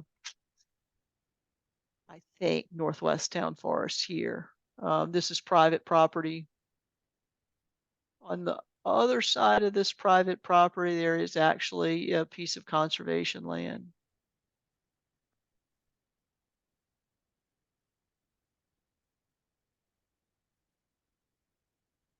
Okay. I've given you guys the information as presented to me, and I'm not going to ask for comments about it. Particularly, first thing I'm going to do is I'm going to request a clarification on a point of order. If we can actually talk about this, if this address hasn't actually been explicitly called out on the agenda. Bob and Rich, can you give me advice on that first as a clarification on the point of order? I myself would call it information that came in 48 hours prior to the meeting that does Yeah, need to be addressed, where we have it is time sensitive, that the discussion does need to take place. Myself. Okay. So that's the way I kind of had understood it too. Thank you for that clarification. And Bob, what are your thoughts? Well, the first thing I always think about when I was chair was who's gonna complain if it is a open meeting violation? And the answer to that is in this particular case is nobody. But I agree with Rich. I don't think it is an open meeting violation. I personally see absolutely no reason why the Conservation Commission would be interested in, it looks like they're taking just a portion of it out of whatever it's in now. And I just don't see, you know, it's not contiguous with any other conservation land. It is near the corner of, it's got existing houses embedded in it. So, I mean, because those little lots that are off of West Townsend Street, there's 3 houses in those lots, and then there's another house in the lot that in the lot to the right of Townsend Street. And you know, I realize that Mulpus Brook goes through it, but I just don't see the value in this land from an open space point of view. or a passive recreation point of view or a conservation point of view.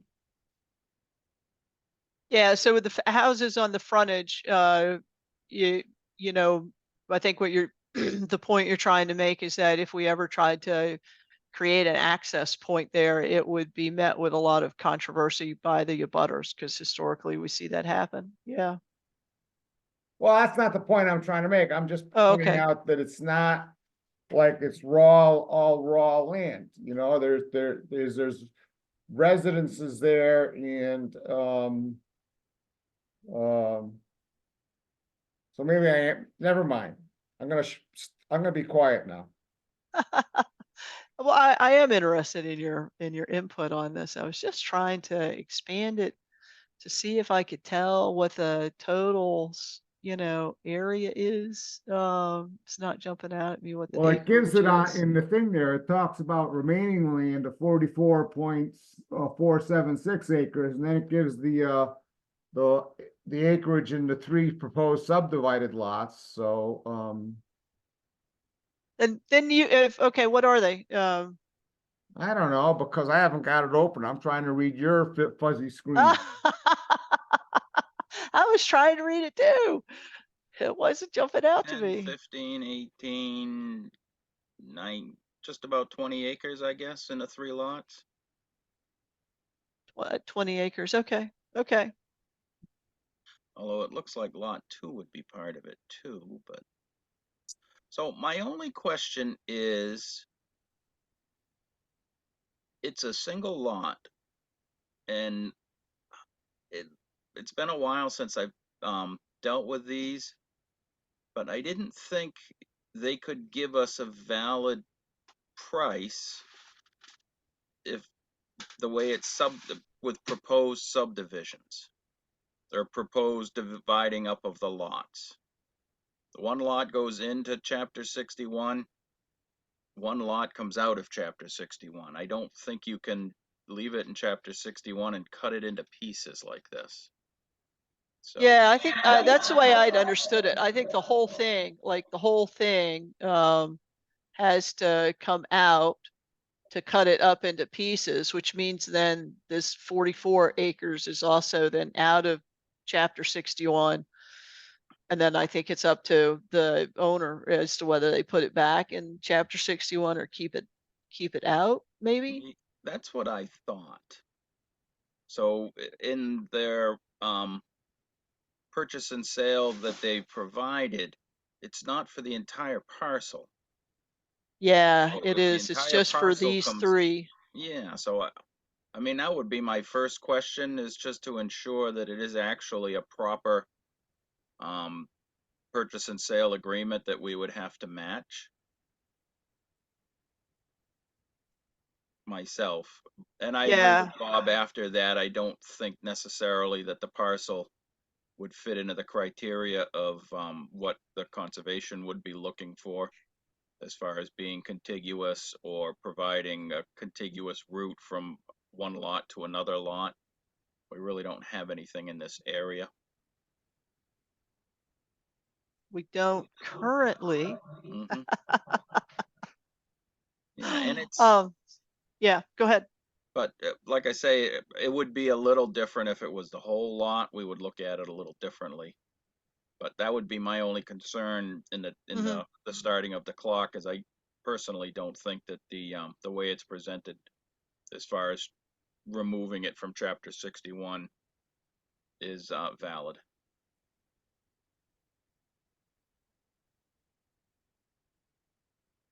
Okay, thank you for that, Rich. Chris, I haven't heard from you. Yeah, this is more of a question for the commission. When we have an opportunity to obtain a piece of property that has, a significant stream like Mulpus, I thought that was part of our charter to protect. And I'm not talking about this particular lot. This is a general question. Is part of our charter to, take opportunities like this? Is that what because I'm hearing, well, this doesn't fit into, this isn't this isn't, this doesn't fall under our, you know, we can't really justify going after this. I thought when we could protect the streams, we had, that was kind of our, you know, charter. Is that not correct? So my, I don't think, I think our charter is to, you know, apply the state level WPA and the town, you know, municipal bylaws, and then to, you know, provide stewardship to the lands that are under our care and control. When it Okay. comes to acquisition of new properties, the town has an open space, you know, land acquisition strategy. It Okay. has 6 criteria. And the desire for any new purchases is that potential acquisition meet at least 3 of the criteria. And the current plan does not have protecting tributaries as a criteria, Okay. which I think is unfortunate, but that's the current plan that we have. Oh, fair enough. I was just wanted to find out, you know, where this falls into, if this falls into our jurisdiction. Thank you. And Bob has his hand up. He might correct me on all those points. No, he won't.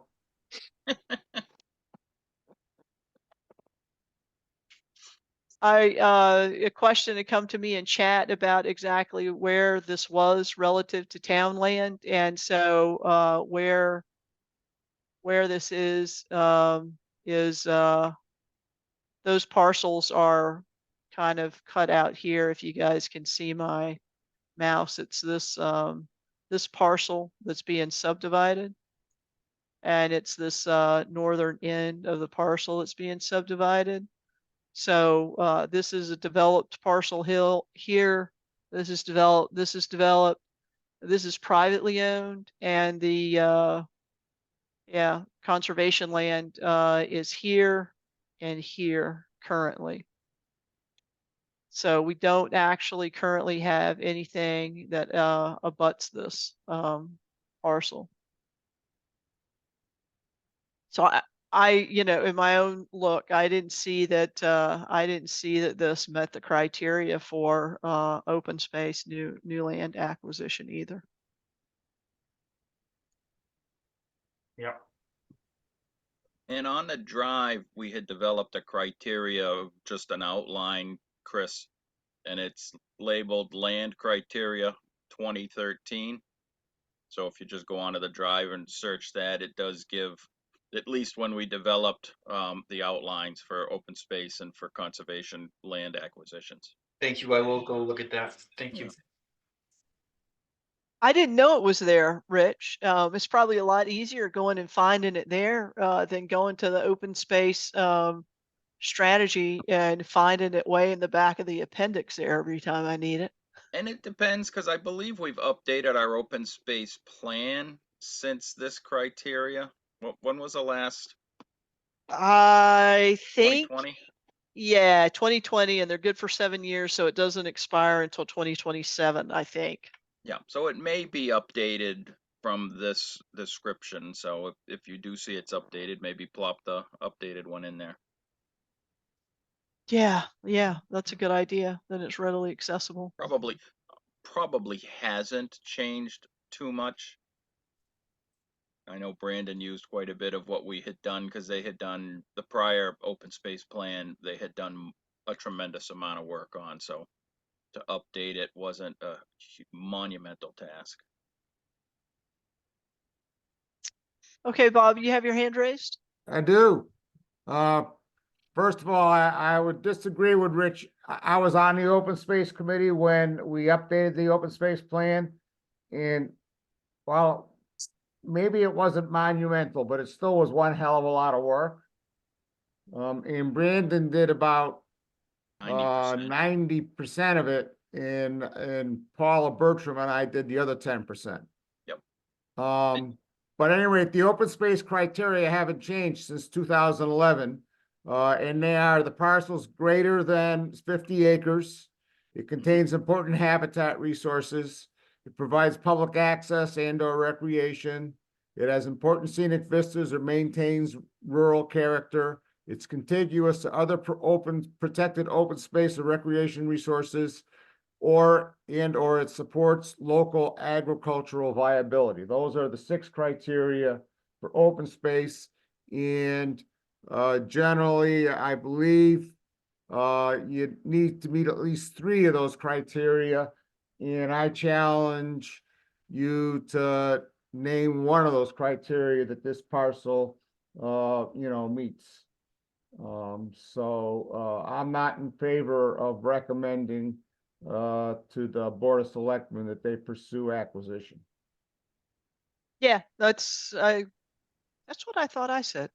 Um, I'm sure you did. but you did it in a much more specific, way. Yeah, as much as I would like for us to acquire more, expand our open spaces, I think maybe this one isn't the one, because it just doesn't seem to fit the criteria that's been outlined. Okay, so do we need to vote to say we want to pass, or do we only? I move that we advise the select board that we have no the Conservation Commission does not recommend acquisition. So moved. Would it be okay? Would you take on board a recommendation to amend that to notify the Open Space Commission that we have no intent to Sure. acquire Open, it? spa- Okay. open space and select board. Okay. And you could put planning board in there too, because they also asked the planning board for a recommendation. Yes. Okay. Roll call vote. Chris St. Germain, Aye. Mike LaRouche, Aye. Rich Birch, Aye.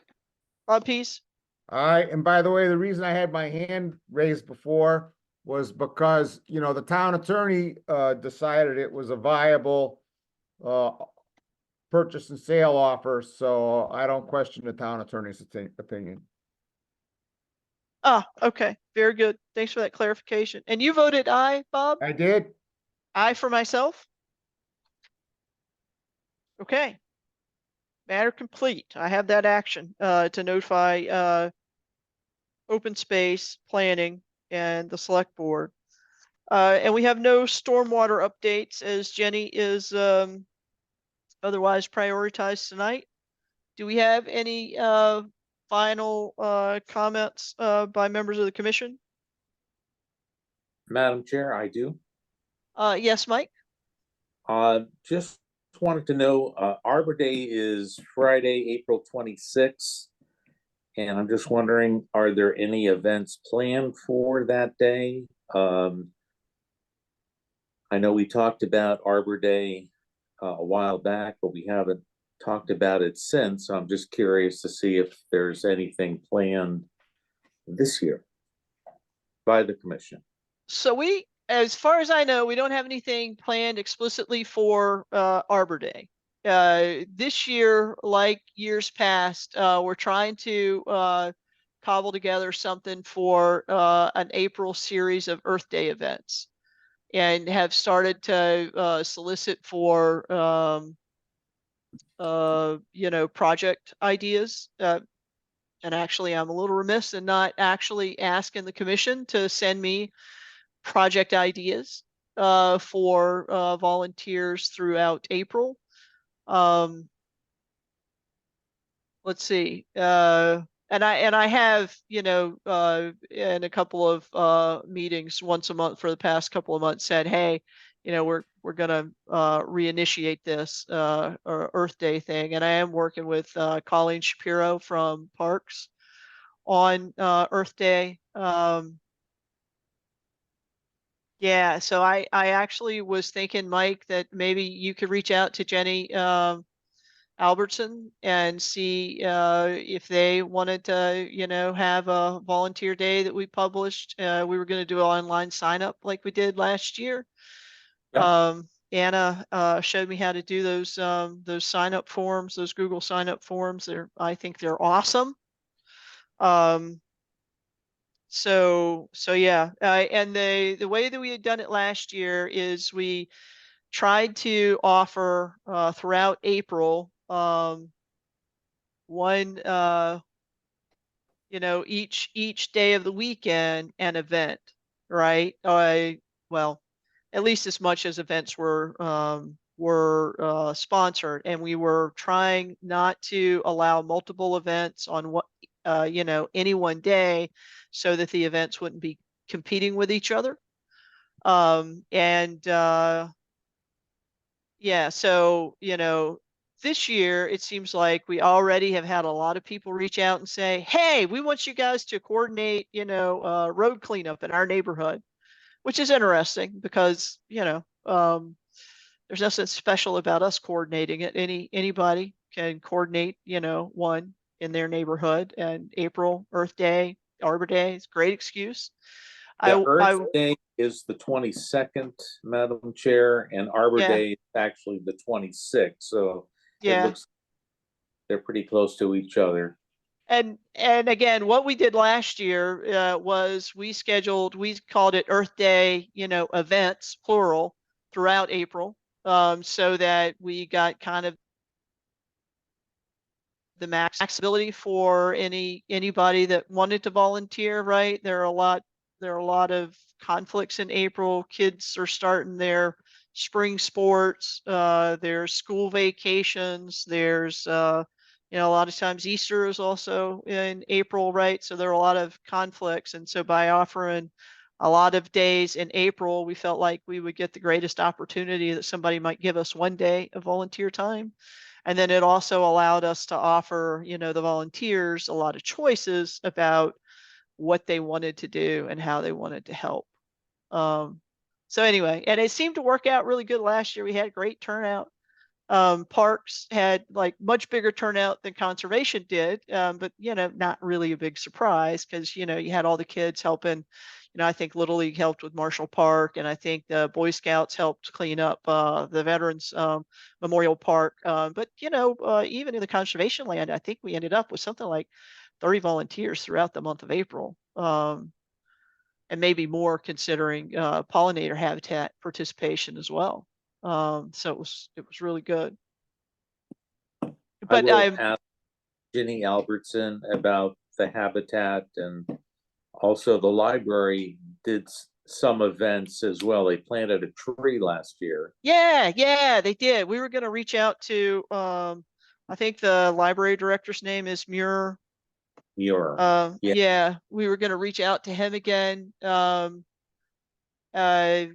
Yeah, and I asked Pam Porter also about an ad. She said that she would sponsor us for an ad. So then I was thinking maybe we would do 2 ads. So maybe we could split a second ad between us and Parks. I have to get a price on that still. Yeah, I think it's all good. And I have an appointment on Friday morning early to talk to the chief of police about if people really do want to do these roadside cleanups, what types of conditions would we put around it to ensure people are safe, right? And maybe there would be some places where he would say, well, maybe you just shouldn't encourage people to do roadside cleanups there, but maybe in all these other areas. I don't know. I was going to talk to him and get his input on it, but once you start talking about roadside cleanups, I start thinking about safety and making certain that we aren't coaching people to be in harm's way, so to speak. So all right, yeah, well, very I'll make good. a few calls myself, and I would appreciate that. Thank you. And I will let you know by next meeting, which is the 20th. I know that's pretty close to the 22nd and the 26th, but that's okay. Hopefully we can despite our best efforts, of trying to plan this ahead of time, events keep overtaking us, right? Like staff shortages and stuff like that, reprioritize our time. Anyway, thank you for that. Chris, you had your hand up. Yeah, it was just basically to your last statement saying, do you have anything to bring up? And I just wanted to let everybody know that I'll be taking 2 courses, one next Wednesday and one the following Wednesday. MACC courses, so I won't be at the next conservation meeting. Just wanted to let you know that. Okay, so you're taking one on the 13th and the 20th, or you're taking them during both of the next meetings? 13th and the 20th. Oh, okay, so you'll just miss the March 20th meeting. Correct. Okay, thank you for letting me know. I really appreciate that. I don't see any members of the public on, well, I do see Matt Allison is still there. Do we have any comments from members of the public? And Thank you. no. Okay. I think the time now is 10:48 p.m. and Richard I has his am hand up. Rich, go. Hey, I did want to just comment quick on the fee schedule for peer review. Mm-hmm. And I was wrong. It is not in the regulations. It is in the bylaw itself. Oh, okay. So 239 section 4. It gives the maximum fee that we can charge for a third peer review based on the cost of the project. Okay, excellent. We already got the bones there to move forward with that then. Yeah. And there is a couple good pages or white sheets in MACC on setting up the peer review accounts and applications and things like that too. Okay, excellent. Thank you for that. Thank you.